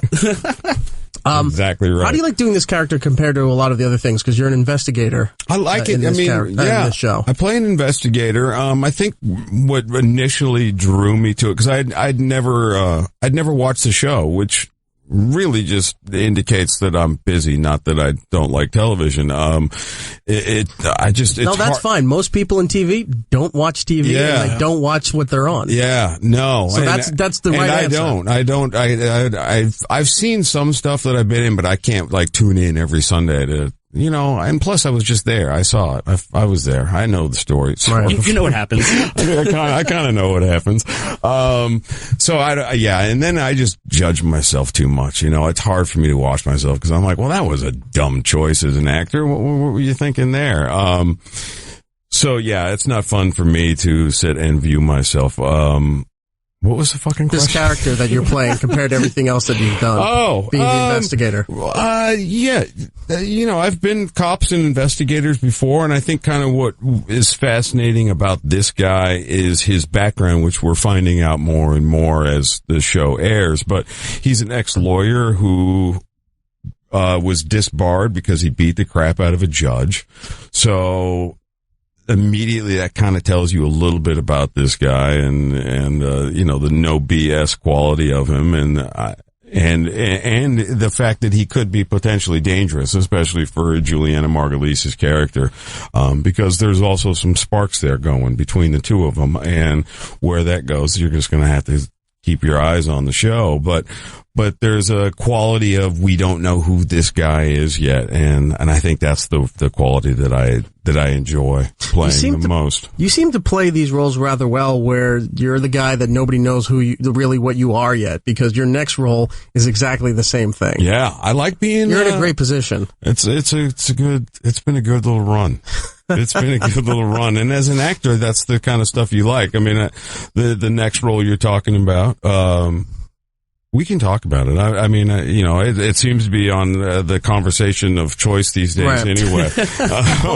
We'll get to that in a second. I just wanted to give, you know, since you're here for Good Wife, yeah, absolutely, it's fair due. Well, here. I mean, okay, Good Wife. Let's you know, real quick, the actors and the writers and the show. It's such a good show, and for me to go to work with, you know, Juliana Margulies and Christine Baranski. She's kinda hot. She's hot. She's super talented. Both of them, by the way, are. I worked all day yesterday with Christine, and you know, the stuff that she does as an actor, as another actor, Christine Baranski, I find myself just totally fucking getting lost in whatever she's doing. I was doing a scene with her yesterday, and I just got lost in what the scene was even doing because I was watching her, and I was actually supposed to be acting, and instead I was like, man, what a great choice that was. And she's looking at me like, you fucking idiot. It's your turn to, you know, say a line. And I was like, oh, I'm so sorry. Behind the scenes, they're got caught up in what you were doing. Yeah. They're all like, is Jeffrey not good at acting? What is he doing? What the hell happened to Jeff? He just totally spaced out. No, I wasn't spaced out. I was just in awe of what she was doing. And so that's the joy of being on a show like The Good Wife, is you got some people that really know what they're doing. It's got a hardcore following. Yeah. And a lot of people very passionate about that thing, especially the last 7 seasons, which is not heard of anymore. How rare is that? A network show that goes 7 years that doesn't have like CSI in front of it is a really rare thing, and it's not cut paste story. No, and it's you know, it's so well done, and obviously they've won, you know, Emmys for the show and as individuals. So I mean, I think that says a lot, especially in this world where there are. I don't know how many outlets there are for television shows now, hundreds and hundreds. Right. And there's so much stuff out there, so much content, and the fact that the show is still there after 7 years and doing 22 a season. I mean, most shows now do no more than like 8 or 12 a year because they're on cable, and that's the deal. So that kind of consistency is super hard to maintain, and I think that's a testament to the writers and the actors of this show, and so it's really kind of awesome to be a part of that. Now, you have all kinds of different fan bases because you've done serious roles and dramatic roles and stuff. You were on Grey's Anatomy for a while. You did a little stint on True Calling, which was the Elijah Dushku. Oh, I did. Yeah, I did an episode. Yeah, right, I remember you on that. So you have those fans, but then you also have the world of sci-fi and comic stuff because you did a guest appearance on Star Trek Enterprise. You were on that. Yeah. But of course, everybody knows you from.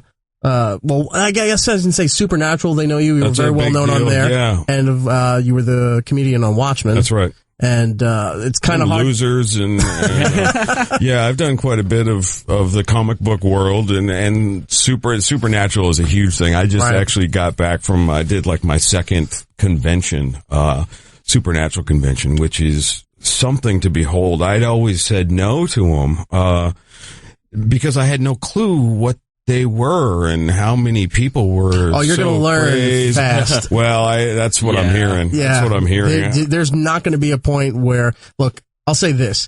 People may know you best as a comedian on Watchmen. Yeah. Other people may know you best as Denny Duquette or John Winchester on Supernatural. But your next role is probably, at least for the time being, you're going to hear that in the streets. People are going to come up and get so mad because you killed somebody they loved, or you said something wrong to the wrong person, and you're like, it's an acting It's gig. already bonkers, man. I knew I'm a fan of the show, and I'm a fan of the comics before this even came about. For those who don't know, we're talking The Walking Dead now. The Walking Dead, right. Negan, man. I love the story of how you got the role.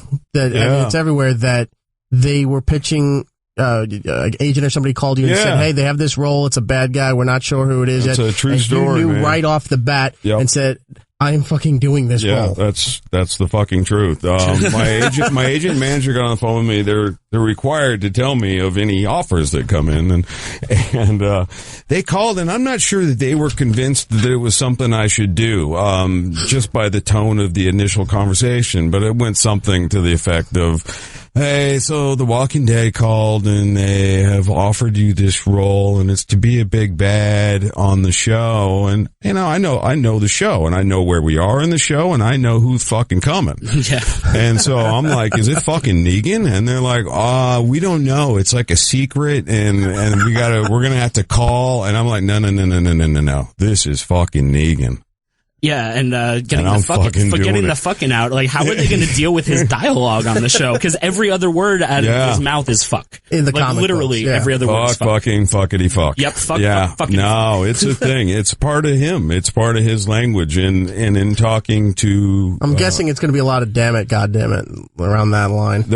All I know, because I don't know how it's going to turn out yet and what the final product is, but I do know that they are negotiating with AMC, and they are trying to keep as much intact as possible. You got to feel so special for them to go and do that. The network is being negotiated with just so your character can do something exclusively. Just so I can be Negan, just so I can be me. And not only that, that's like the least of the bad things his character does. Like, if you can just get his language out, like, oh, that's it, just bad language. He's not just destroying people with various weapons. Well, with one various weapon. Well, there's just only one. He's only got eyes for one. Yeah, well, I know Lucille. Oh, Lucille. Chuck Berry's guitar? Yeah. He found it in the ruins. No, Lucille is definitely a big part of the character, the bat that he swings. Oh, he's in love with it. Very freely. Yeah. It's pretty much an extension of him now, this bat. How many Lucilles, have you taped anything so far? Can we talk about that? Or? It's possible that I have done a little something that could air this year. I definitely went down and had some conversations and met everybody, and I was just saying earlier, we wanted it to be a secret. We didn't want the word to get out that I was doing the role, and the idea was to kind of fly under the radar. And I'm actually kind of a little upset that they did. Yeah, if you just shown up at some point and unannounced, like they don't do anything unannounced anymore. Well, because they're afraid no one's going to watch it. They didn't announce it. Someone sold the fucking story, and Scott Gimple, who I'd been talking to, and I was like, we're going to keep this a secret. And he's like, yeah, we're going to keep it a secret. He goes, but it's really hard on this show because there's so many people that I don't know if they can make a quick buck, or, you've got people that are checking their airplane, who's coming into Atlanta, that'll tell a story. Yeah, Brian's right. We read the story about people trying to fly drones over to these rural areas of Atlanta. Oh, really? They're filming and taking pictures and stuff. They have people that would shoot them out of the skies. It's a whole new level of insanity. I knew it was going to be a thing. I did. I mean, it's The Walking Dead, and it's the most watched show on TV, and it's a bit of a cultural phenomenon. And so I knew it was a thing, but I had no idea. So I got on a plane to go down there and meet everybody. And between the time I got on the plane in New York at like 7 a.m. and landed in Atlanta at 9:30 a.m., the story leaked that I was doing the role, and I had like 400 text messages on my phone, and I opened up the one from my wife, and she goes, the internet is literally exploding. I mean, and I had no idea, because I don't go online and check like fan stuff, and I don't tweet, and I don't do any of that kind of stuff. But I mean, it was literally, it was nuts. It's throwing fresh meat to the zombies. So I had no real idea just how big it was going to be. So, it's a real quick introduction into the craziness that is The Walking Dead, and it's already just already walking down the street. Normally, people are pretty respectful in New York of actors. New York's a little different. If they see somebody, sometimes they'll go up and say, hey, sign something, take a photo. They're not crowding you. No. And most of the time, a story we like to tell is on another show. Used to see Paul McCartney down in the Village all the time, and he'd be walking by. People would go, hey, Paul, or not at all, like, oh, there's Paul McCartney. Yeah. Paul McCartney, probably the biggest musician on the planet, walking through Manhattan, and people aren't hounding him and running after him and everything. But if you're in L.A., it's a whole different world. They're outside your house. They're in the hotel room next to you. It's insane. Yeah. But that being said, since it was announced, now I'm having, I've had more people come up to me in the last month than I've had ever for anything I've ever done, and all they want to talk about is Negan. Yeah, it's a big deal. It's a big deal. So how does it feel to know that you're coming on as the big bad, which is like probably one of the most hyped characters, and it's also going to be probably one of the most hated characters in all of television? And great. Not only that, I think a lot of people who don't read the comics don't understand, like, Negan has a lot longer longevity in the comic books than a normal villain would have on a TV show. Like the Governor or something. Yeah, like, no, but then most villains would have. So it's like, how do you think the fans are going to react to a big bad guy who might stick around for a lot longer than they're planning on? I don't know. I really, it's an interesting question, and we'll see. He's bad. Yeah. He's bad and fun. That being said, I also understand how connected some fans are with shows and casts and all that stuff. And, I read a Kirkman quote that he says that Negan is going to fundamentally change The Walking Dead. And I who knows if people are really ready for what Negan brings, but I'll tell you who is. Me. Hells yeah. So, look, fucking deal with it, folks, because this is what's going to happen. I'm excited, man. And, I don't know if people, I'm sure I'm going to get some hate mail and all that kind of stuff. That means you're doing it right. That's exactly right. Exactly so I have to take that as like a compliment. People are going to be mailing you baseball bats for months. Now, speaking of doing it right, the way the character, did you know the comic book before you got this? I did. Okay, so you knew all about the character and stuff. Okay. The way the character is portrayed, do they give you any guidelines as how to portray him for the TV show? Do you get any kind of creative input as far as, like, I'm thinking I might want to portray him as this kind of role? Do they let you have that kind of freedom? Or do they work with you closely on crafting this? It's a working relationship now. Look, you've got a really great foundation in the comic book. It's important to me, and as well as the people involved in the show, that Negan mirrors as much as possible what we see on those pages, because that's why people love or hate or whatever they do with Negan. It's how people feel about Negan is pretty fucking specific. Yeah. It's appreciated on all sides. Yeah. And I don't want to change that. I want people to fucking hate him or love him if they're crazy, whatever it may be.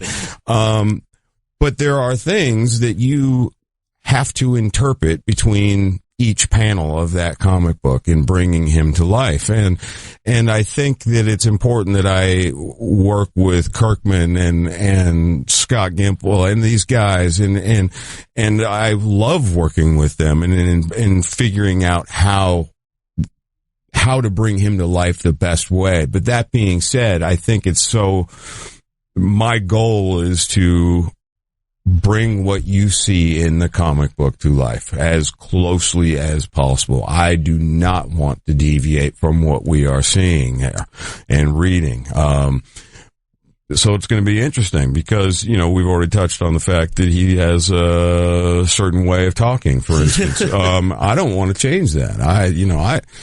Give me those. Yeah. Give me those fucks, It's how he expresses himself, all of them, every single fucking one. Dear AMC, Jeffrey wants you to give him those fucks. Yeah.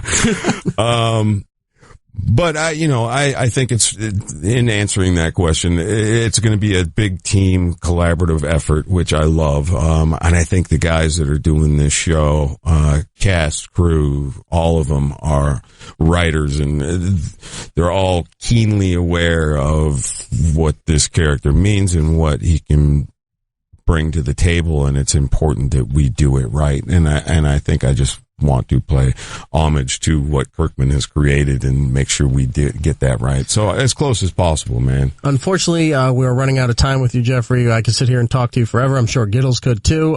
Brian, I'll throw the last question to you before he has to go. I totally brain farted right now. You put me on the spot, man. You said we were wrapping up, and then you asked me to say that. I was just gonna fuck. Nothing? My brain just farted. All right. I'm sorry. I know that I'm just getting it caved in my head. Man. You got the eyeball popping out of your skull. All I'm going to say is that for people who don't know about Negan, who are listening, do not read up on him, because it would be much better to be spoiled by his appearance than it would be to be spoiled. Because I know lots of people, when you were announced as Negan, were like looking it up, and they're like, "Oh, now I just had 40 issues of the comic spoiled for me." It's like, well, don't look it up. Don't look it up. I mean, it's a big shocker. If you can avoid it, avoid it. Yeah. And I think so many people watch the show that there'll be a good mix that'll be surprised. Yeah. And who knows? I mean, I don't even know what I'm going to do yet as far as the character, what he does. They do deviate enough from those comic books on the show because of characters that are loved or whatever else, and story points that, I can only tell you that I want to make Negan as much Negan, but his actions, we'll see where they go. Well, that prologue kind of left it off in a precarious situation where we don't know. That's right. Yeah. Just all your shit belongs to Negan, man. Yep. Well, we are out of time. I do apologize. People, if you see him out on the street, don't hound him. Don't bite me. Don't yell at Negan. Don't bite him. Be civilized. Just say, "Hey, man, love your work," or "Jeffrey, what's up?" and just keep walking and be cool about it. He's not on Twitter and Instagram, so you can't contact him that way, but you can watch all his projects, especially The Good Wife, this Sunday at 9 p.m. for the season 7 half-season finale. Also in the summer, you're going to be Thomas Wayne in Batman vs. Superman, so you look for him in that, and of course Negan showing up somewhere in The Walking Dead. Indeed. Jeffrey Dean Morgan, thank you so much for coming on the show. I really appreciate it, and hopefully closer to Walking Dead time. If you're around, we'd love to have you back. Love to be back. Thanks, man. Thank you very much. Welcome back to the program. My name is Erik Nagel, and there's my co-host, Matt O.G. Hello. 866-969-1969 if you want to get back in touch with the program here. Thank you to Jeffrey Dean Morgan for coming on the show here. Of course, the show he was promoting is The Good Wife on CBS. The half-season finale is this Sunday. But all anybody wants to talk to this guy about is Walking Dead. Of course. And we just did that. And he said something in that interview, Giddles, that was kind of important about AMC. Yeah, he said that they are in negotiations to try and keep some of the language that his character has in the comic book. Because for people who don't know Negan, literally every word is fuck. He's like, fuck, fuck, fuckity, fuck, fuck, fuck. And he said that they're... he must have a difficult time communicating. Or saying that. So he said that they're in negotiations to try and keep some of that language intact. So that would be really nice. It's interesting because it is basic cable, and they can do that if they want to. It's not regulated. And it's on late enough where they shouldn't have a problem, right? No, but what it comes down to is, and after the interview, Giddles and I were talking about, he's like, why don't networks do this more if they're not regulated? It's because they got sponsors and they have ads. And if you're doing that kind of stuff, they're more than likely not to get the big sponsors that you need to finance these things. So they self-police themselves, so that they try to tone the language down. Maybe after night, a certain time of night, they do the safe harbor hours that they used to call it, where they know kids are asleep and shouldn't be watching. They'll say shit and bitch and goddamn and all that stuff, but they usually leave the fucking and like cunt a word alone for these kind of shows. But the production company is negotiating with AMC to try to see if they'll open it up to let them use the F word more so that the character can stay true to the comic book. I just kind of feel like if you're advertising on The Walking Dead, you know what your audience is, and your audience is probably okay with the word fuck if they're okay with zombies eating children. But you never know. But you never know, because like Hyundai had that deal with them where they were a sponsor of the show, and they said like, yes, you can use our car in the show, but you can never have dirt or blood on it. And that's why like everyone would joke in season 3. They're like, oh look, here comes Rick in the new Hyundai, Elantra 2013, because that was like that was their specific rule. Like, you can use our car, just don't make it dirty. And then Breaking Bad's like, not only can you use our Aztec, we want you to run people over with it. We try to destroy one every week. So, like, if the big sponsorship there is they get a car for the show, can't they just go to a junkyard and get some other car that they could use and make it nondescript? I mean, to me, that kind of just seems so silly. Yeah, I mean, but that's like an advertiser thing. So it's like, will they let the language go through? I don't know. Remember the car from Married with Children? The new Alante. I love Married with Children. I know. You ever see the reruns? I watch online every once in a while. I just go best Al Bundy insults, and it's like 15 minutes of just great one-liners. Yeah, but so one-liners might hold up, but full episodes I don't think hold up. No, they don't. But you do have to watch it as specialty edited pieces on YouTube. But there was what you were just saying about Al Bundy insults. There was one thing that was going on, and he just goes, die, Peg. And that was it. And he just sat down. I'm like, okay. All right. Solid writing. There's one where Peg's like, did you miss me out? He's like, with every bullet so far. My favorite episode is the cheesecake. Where it's two favorite episodes. One is the cheesecake, where he talks about this cheesecake through the whole episode, and apparently they make it with some kind of really foul-smelling Italian cheese that it's so nasty and horrible that it smells so much that people won't eat it. But he swears this is the best cheesecake that's ever made in his life, and it's someplace in Chicago where the show is based, and he had to have this cake ordered, because they couldn't get it at the shop. He had to order to wherever the guy who made it moved somewhere else. And he had to find that guy and correspond with him to get the cake. And the guy makes the cake and sends it back to him. And he brings it home and he opens it up, and everyone's like, oh my God, it smells like your feet, Al. Oh, you didn't flush the toilet, Al. That kind of stuff.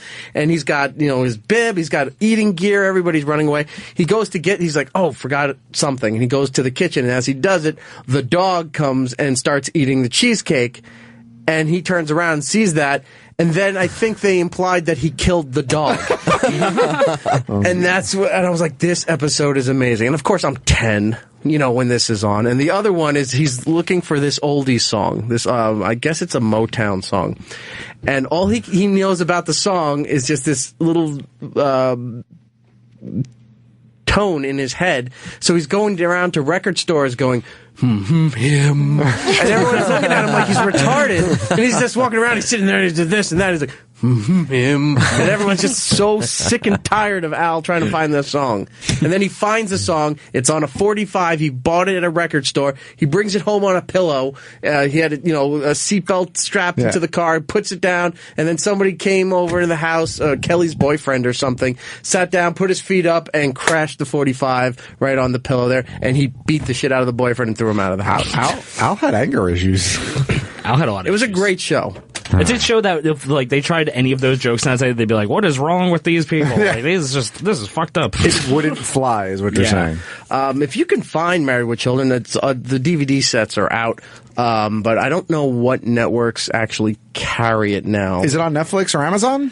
I'm not sure. It might be, but YouTube. If you can find it somewhere, it's on YouTube, But that ties into what we wanted to talk about with binge watching and stuff to catch up in the holiday season. Now, if you have kids and if you have a job that lets you take off that much time, a lot of people usually take off the week between Christmas and New Year's to stay home with their family or avoid people in general.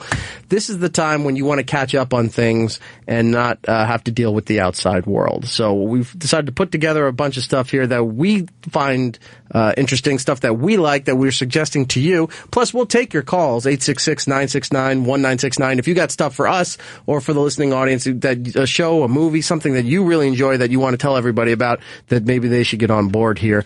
I'll start, of course, with my go-to is Doctor Who. Sure. Just finished the 10th season. The Christmas special is on, it's 2 weeks from today. It will be on. It's a tradition that they do every year. When they end the season, they also do a Christmas episode, usually not tied into the storyline. Once in a while it is, but sometimes it's completely different from the continuation of what's going on with the Doctor. But it's all on demand for BBC America. The first half of the season is out on DVD, and I think right in time for Christmas, the second half of the season is out on DVD as well, so you can go out and get those, sit there and watch it. If you're curious and heard a lot about the show and you're like, I don't really know anything about it, if you want to jump into season 10, you can, but on Netflix, all the previous seasons are there, and this is what pretty much made the big boom for Doctor Who since it came back in 2005. Thanks to Netflix, all the seasons are there. You can go through and binge watch to your heart content, and I think if you give it a shot, get through the first season, and enjoy David Tennant's run, you'll be hooked for the rest of that. Nice. Matt? I have a couple things on my list. Master of None, the Netflix series with Aziz Ansari. Was that good? I've started watching it, and I'm actually really enjoying it, and I don't like him normally. Like, I'm not a huge fan of his. Are you questioning your likingness of Aziz Ansari? Well, yeah, I'm not. I'm not. Are you being won over? No, I'm not a huge fan of his in general. I wasn't. Yeah, I wasn't on Parks and Rec, right? And there was a show he was on. I liked that show, but I thought he was just kind of there. But I'm really enjoying Masters of None, so check that out. That's on my list. And then I'm putting a couple other things. Flash and Arrow, which you talked about, which you're kind of binging. I'm on episode 13 of season 1. Yes. There you go. Especially with Legends of Tomorrow coming out in January. You can kind of catch up on those two shows, and then lead into Legends of Tomorrow. Right. And then Ash vs. Evil Dead, which we've been talking about since it debuted on Halloween, has been phenomenal, and it's actually been getting better and better, which is great because I was a little worried. See, I have to catch up on that because I watched the first 2 episodes, and the rest are sitting on my DVR. I got to catch up on that. And those are easy watches because they're a half an hour, so it's like, what, 25 minutes, not even. Depending on. You can kind of blow through them pretty quick. If you got a chance to, if you're that big an Evil Dead fan, an Ash vs. Evil Dead fan, there's an episode not too long ago of Smodcast, Kevin Smith and Scott Mosier's podcast, where he was moderating the Ash vs. Evil Dead panel at Comic-Con, New York Comic-Con. Okay. And Bruce Campbell is talking about the fact that this is giving all those fans what they wanted. Sure. They wanted another movie. It just wasn't feasible to do another movie the way they wanted to do it. Too many people own different rights to Evil Dead, to Army of Darkness, different companies.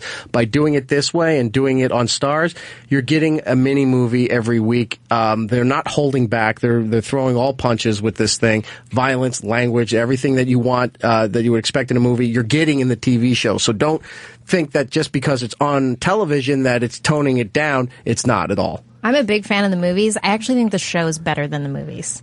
Really? Yeah, it's got a really good story, and it gives really you everything good. You want if you're a fan of the franchise. Yeah, it really does. I really think if you're a fan and you haven't watched it yet, you need to check up on it. And then the last thing I wanted to throw out there, just because I'm on a Star Wars kick, because we are 5 or 6 days away, Rebels. If you're not watching Rebels, it's been fantastic. Is that animated? It is animated, but it is canon. It takes place between 3 and 4. And it's been really, really good. And I would not be surprised if you see some of these characters transition over to a live action film at some point. I could see it one of the spin-off movies. Not the main episode 7, 8, and 9, but maybe like Rogue One or one of those movies, yeah. Before we move on, I also want to throw in Wet Hot American Summer. Of course, people know the movie. Catch up on it. It's up on Netflix. Go back and watch the movie because the TV series for Wet Hot American Summer is amazing. Now, what it does is you watch the movie and you enjoy it. This is the prequel to the movie. Right. Now, the funny part is that they're older, they're not in shape anymore. And this is the prequel leading into the movie where they're all fit and young, and everything is done ass backwards, but it all works. Oh, it's so funny. Did you finally catch up on it? Did you watch it? Oh, yeah, I watched the whole thing, yes. And, of course, one of my favorites, H. John Benjamin is in it. Is so just good. Yeah, I don't want to spoil it for anybody, but amazing. Other go-tos, Daredevil, of course. Yep. Just because, it's not the hot topic of the day doesn't mean it's not good. It's definitely worth watching because Jessica Jones is also out. You should watch that because after Jessica Jones is Daredevil Season 2 is the next Marvel release for Netflix. That's correct. So you can watch and catch up on both of those. You will not be disappointed. Even if you're not that big into comic books and stuff like that, Daredevil, you can watch it and not be a comic book fan and then maybe become a comic book fan. Sure. Same with Jessica Jones. You don't have to know her backstory because they show you a lot of stuff in there, and they made the right adjustments that they needed to for a television version of it that doesn't take away from the comic book story. Yeah, it's really good. Both are really good. So I just wanted to throw those out there. Before we get to Giddles, John in Massachusetts. John. Hey, what's up, man? Hey, man, how are you? All right. I had to talk about married with children. My favorite Al Bundy one-liner quote is he's leaving the house or something, and Kelly or Bud or Mossy, they go, "Oh, don't forget your bag," and Al's just like, "No, she's staying home." Oh, that show is so great. So good. Thank you so much, John. Let's go to Grayson in D.C. Grayson, how are you? Come on, everybody. How we doing? Good. I just want to let you know, great topic, but TBS has Married with Children on Monday through Friday from like 5:30 to like 7. So I set the DVR every morning, and I get home from work, I got 3 episodes waiting for me.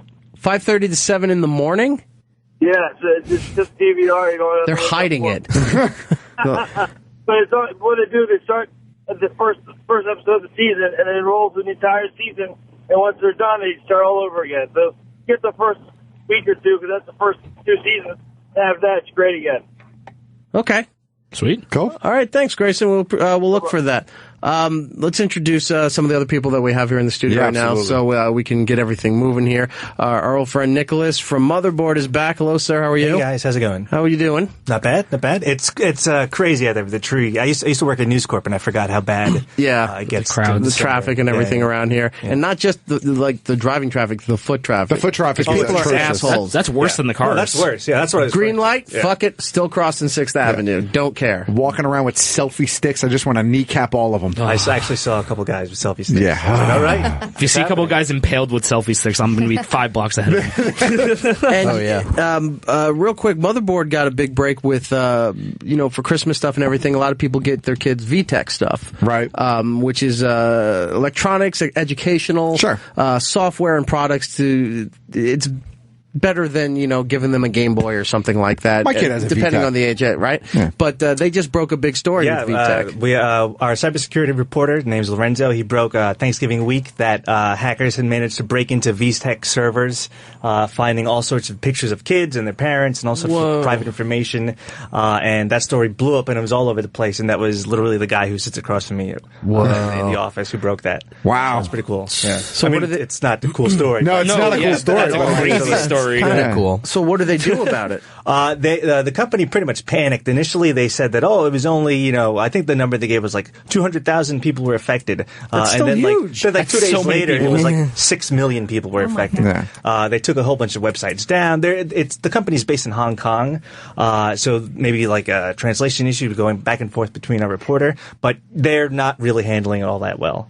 So, how are they spying people? Is it like little cameras in devices or something? Yeah, or a lot of those devices, actually, I don't think we have the VTech. I think we have one of the other ones. But a lot of those devices actually have a camera on them because some of the games use the camera. Or when you set it up, right, you could take like a profile picture and they're like, you could use it to take like family pictures and it's supposed to teach your kid just like beginner tablet. How to be safe on the internet. And there was an app that, the kid would have like the little tablet thing, and then you can download an app if you're a parent, put on your phone, and then you could talk, send voice messages to video messages to your kids. That's so creepy. And all that stuff. The question, the overall, was why are they storing this information in the first place? I mean, the truth is, security is hard, even for companies that really want to do it well. But these guys didn't do it well at all. But it's why are you even storing this information in the first place? It's so hard, especially for that to break going into the busiest sales season of the year, especially for them when you're buying, say what you want about Christmas, but you're buying mostly for kids at that point, and that's the hot item that people fight over for Black Friday and things like that. To have that come out there has got to be killing their sales. I don't know offhand, but the thing is that there was a Barbie model that hackers had managed to break into as well. So the whole thing, the wider sort of issue is that as these toys get connected to the internet, as everything gets connected to the internet, there are hackers, and if you don't mind your P's and Q's, your stuff's going to get broken into. Right. So what I wanted to throw out there is, even though obviously VTech lacks quite a bit, I don't always like to victim blame. So, fuck you hackers. leave the kids' toys alone, would you? Can't we have anything? Well, at least in this particular case, the hacker who managed to break in was actually, he sort of stumbled upon it. It's a whole big backstory, but he immediately came to Motherboard because he trusts us, and we sort of report on this stuff all the time. And it's like, look, guys, this is an issue. You should publish this so that the word gets out there. He was afraid that he would take it to VTech and they would try to sweep it under the rug, or like try to downplay it or ignore it. So that's why he came to us. Interesting. Interesting. Good for you. Doing a little consumer report there under the guise of tech reporting. Well, technically is. Yeah, I guess. It's funny. I just published a story today. I'm sure you guys were just talking about binge watching. Have you guys heard of Sling TV?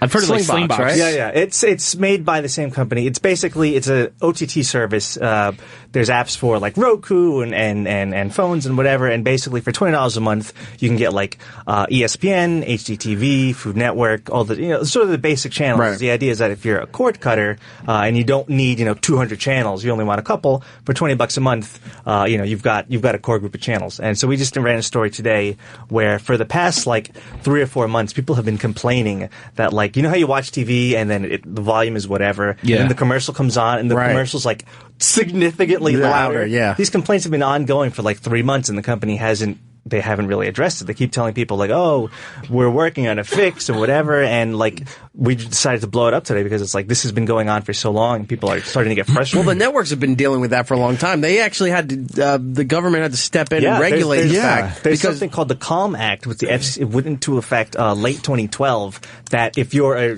a traditional TV provider, if you're Time Warner Cable or Dish Network, that stuff is regulated. You have to keep the volume within a certain level. If you're an internet-based television service like Sling TV, you're completely unregulated. So it's like if you're watching, I don't know, Holiday Baking Championship on Food Network on Time Warner Cable, and the commercial volume will be whatever. But if you're on Sling TV, it can be as loud, or there's no regulations. So we're like, well, that's kind of the sketchy. regulations went in place. Not just the fact that it's annoying, but the biggest complaint was that people who would watch like Nightline or Leno and Letterman at the time, they'd fall asleep watching late night television, and you'd be watching these shows, and they go to break, and then they purposely were jamming the volume on the commercials to wake you up so that you couldn't sleep while this was going on. I thought they were just turning the volume up so that when you left the room to get stuff, you could still hear the ads from the other room. That's what I was told.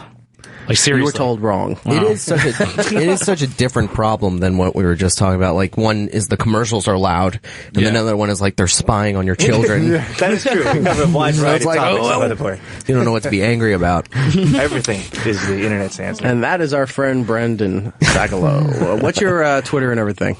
Just Brendan Sagalow. Spell Instagram, BRENDAN. SAGALOW. There you go.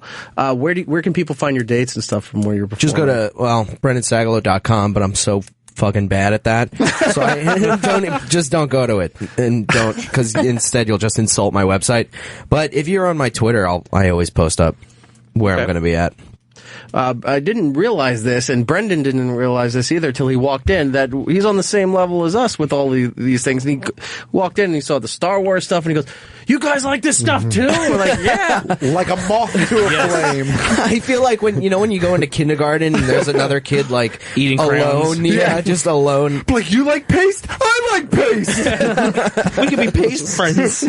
I can't afford Lunchables. You can't afford Lunchables. Let's be friends. I'm sitting there like crazy jealous because I'm only going to have one Christmas where people get me stuff, and it's going to be like socks and fucking sweaters, and you guys have like Kylo Ren. Like, I'm never going to have any of these. Do you guys quick Star Here you go. Wars story? Merry Christmas. It's the new copy of Entertainment Weekly with Captain America. And the table ate it. It was the new issue. The table literally ate that magazine. Like, where did it go? It fell through the tiniest crack possible on that table, slid perfectly like a mail chute. I actually have a subscription to this, so it's not really a present. But Okay, take it back. Nick, go over there and grab it. He gets nothing.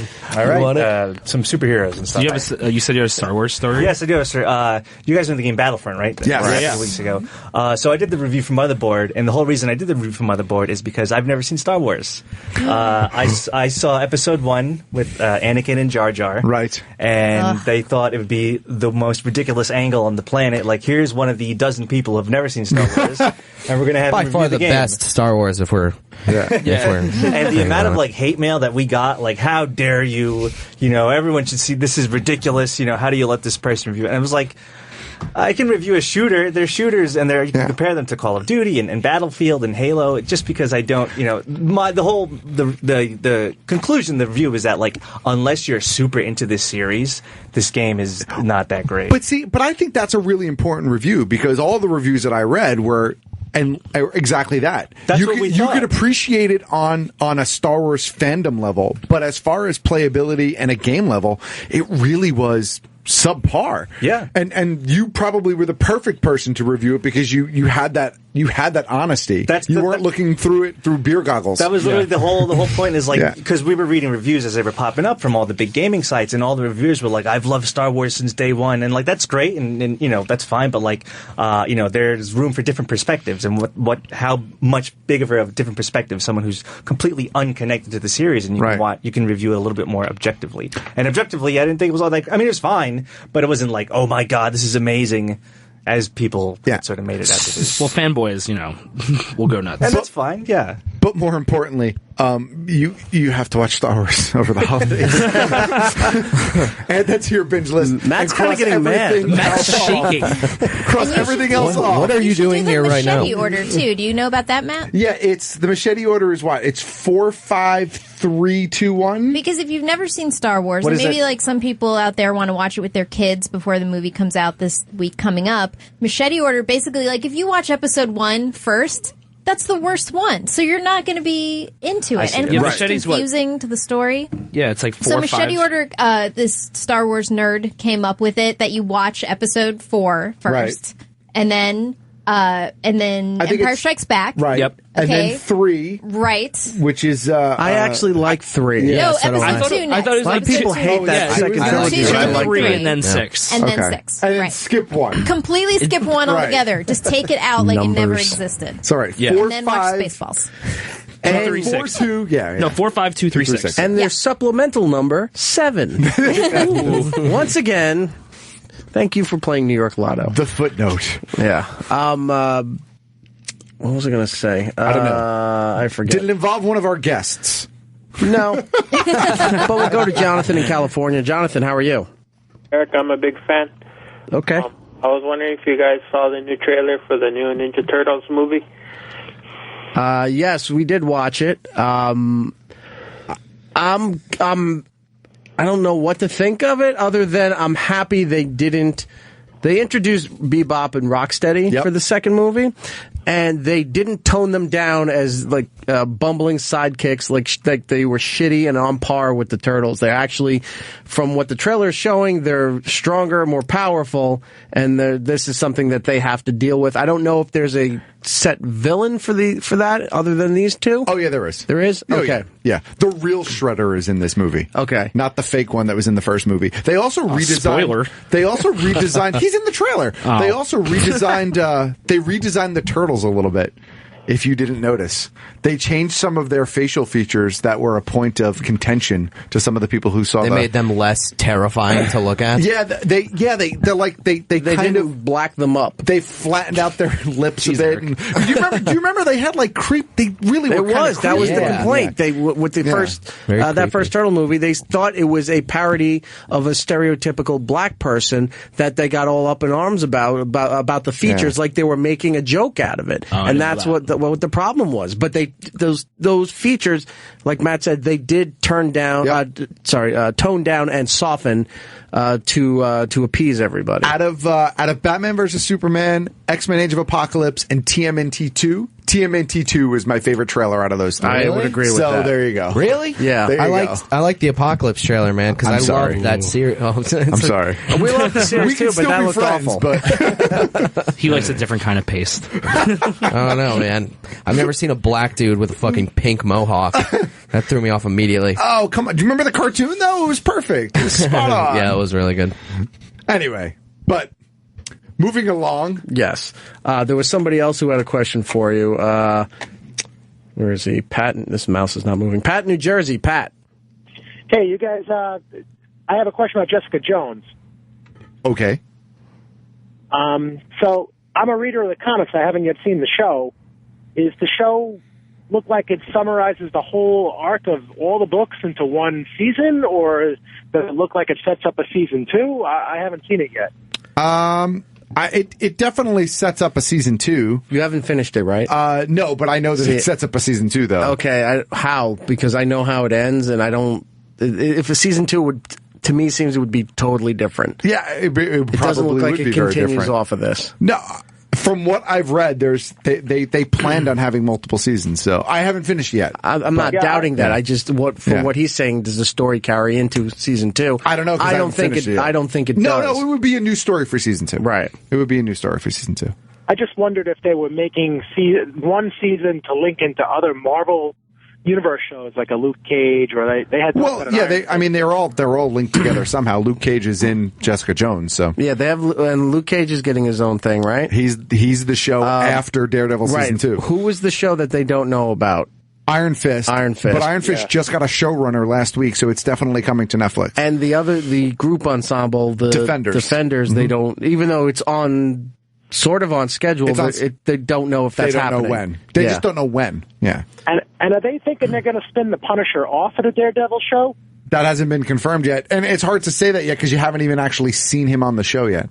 Oh, come on. We know that's to be good, right? Well, I'm assuming it's going to be good, but well, they were shooting. Yeah. Here's two quick things. One, they were shooting near where Roland and Paul live in Brooklyn, and they were leaving work early every day to go see the shoots at night.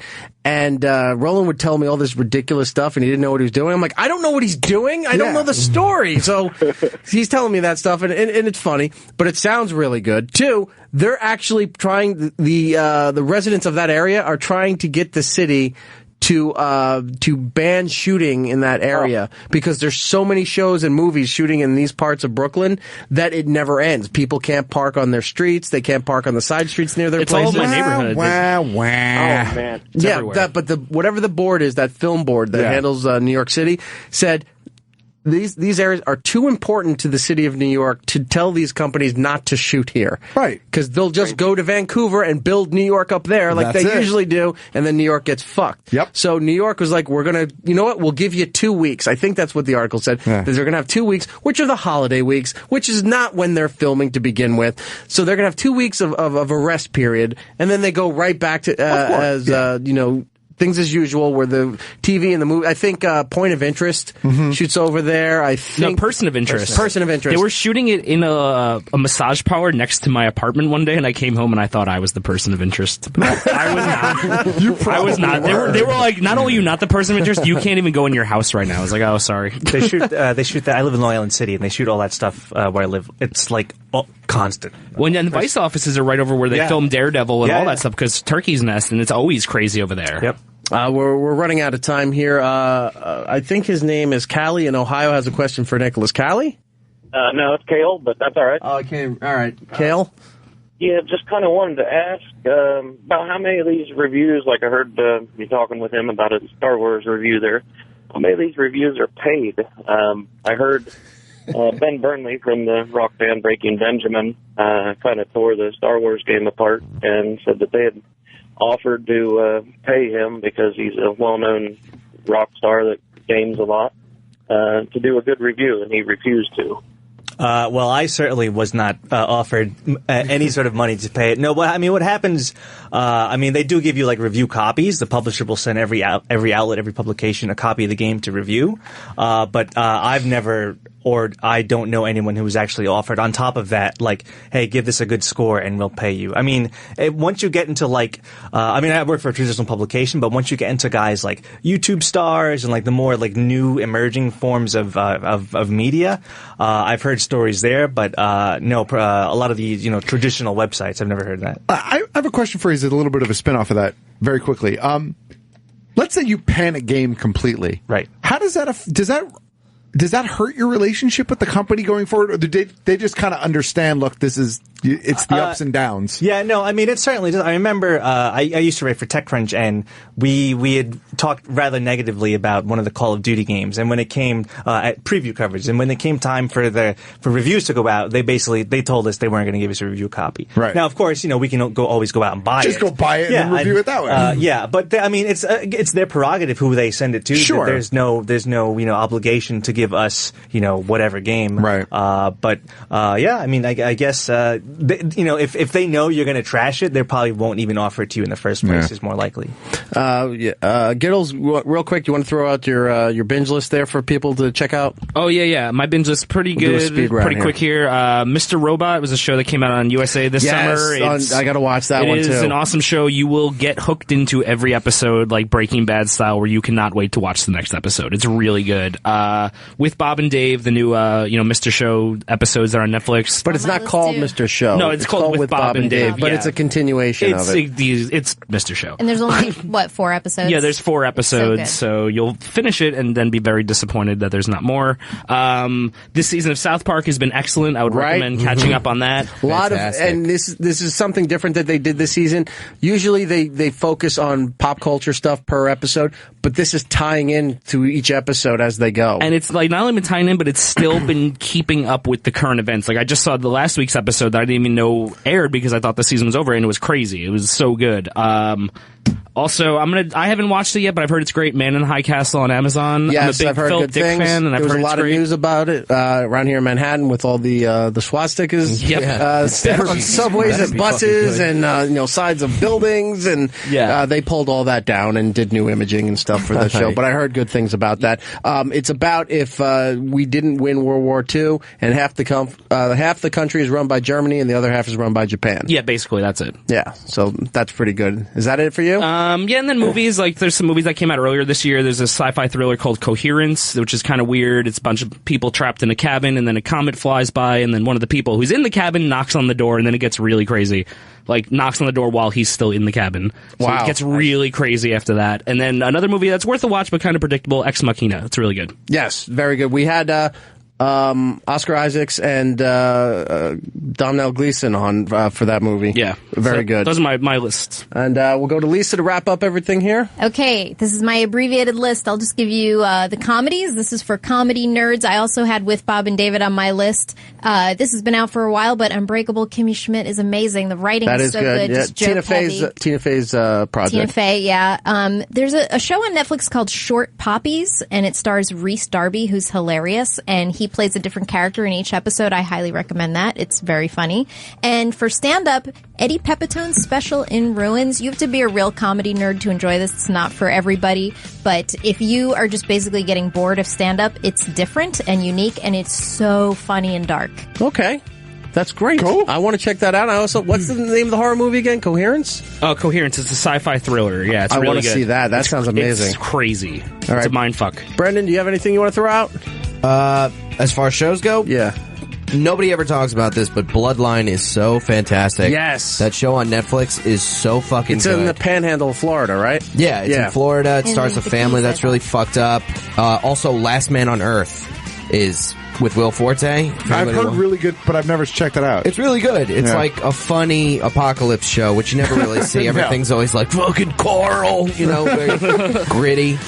Well, the music means our time is up. We have to get out of here. Matt, this is your last show for 2015. We will see you in January when you come back. Enjoy Disney. I will. Throw your plugs out there, sir. Geek Stuff OG on Twitter and Instagram. You can follow me there. And, of course, every Thursday, bkgeekstuff.com for the podcast I'm a part of, where we go into a bit more geeky than we can hear. There you go. Giddles? Just Giddlebase on the Twitter and Instagram. That's all I got going on right now. Do you have any kind of Christmas takedown going on? No, but if you want me to challenge me to a cook-off, I will come to your house and I will cook off with you. So let's We do should it. do a cook-off on the show. Let's fucking do it, man. That sounds good. Giddles, we're going to have to get you an Xbox tag or two. Well, yeah, I'm going to do that too. I'm going to make an Xbox tag. It'll All probably right. be Giddlebase. Okay, so we'll get that. Well, don't say that now. Someone's going to go and pinch it and go and try to sell it to you. They're not going to know how I spell it. So, yeah, look for Giddles when he's back on Xbox there. Lisa, what do you got? Come see me in Florida tomorrow, which is December 12th. I'm headlining at the Sunrise Theater in Fort Pierce. And then for the next weekend, the 18th and 19th, I'm at Gigi's, an American rock bar.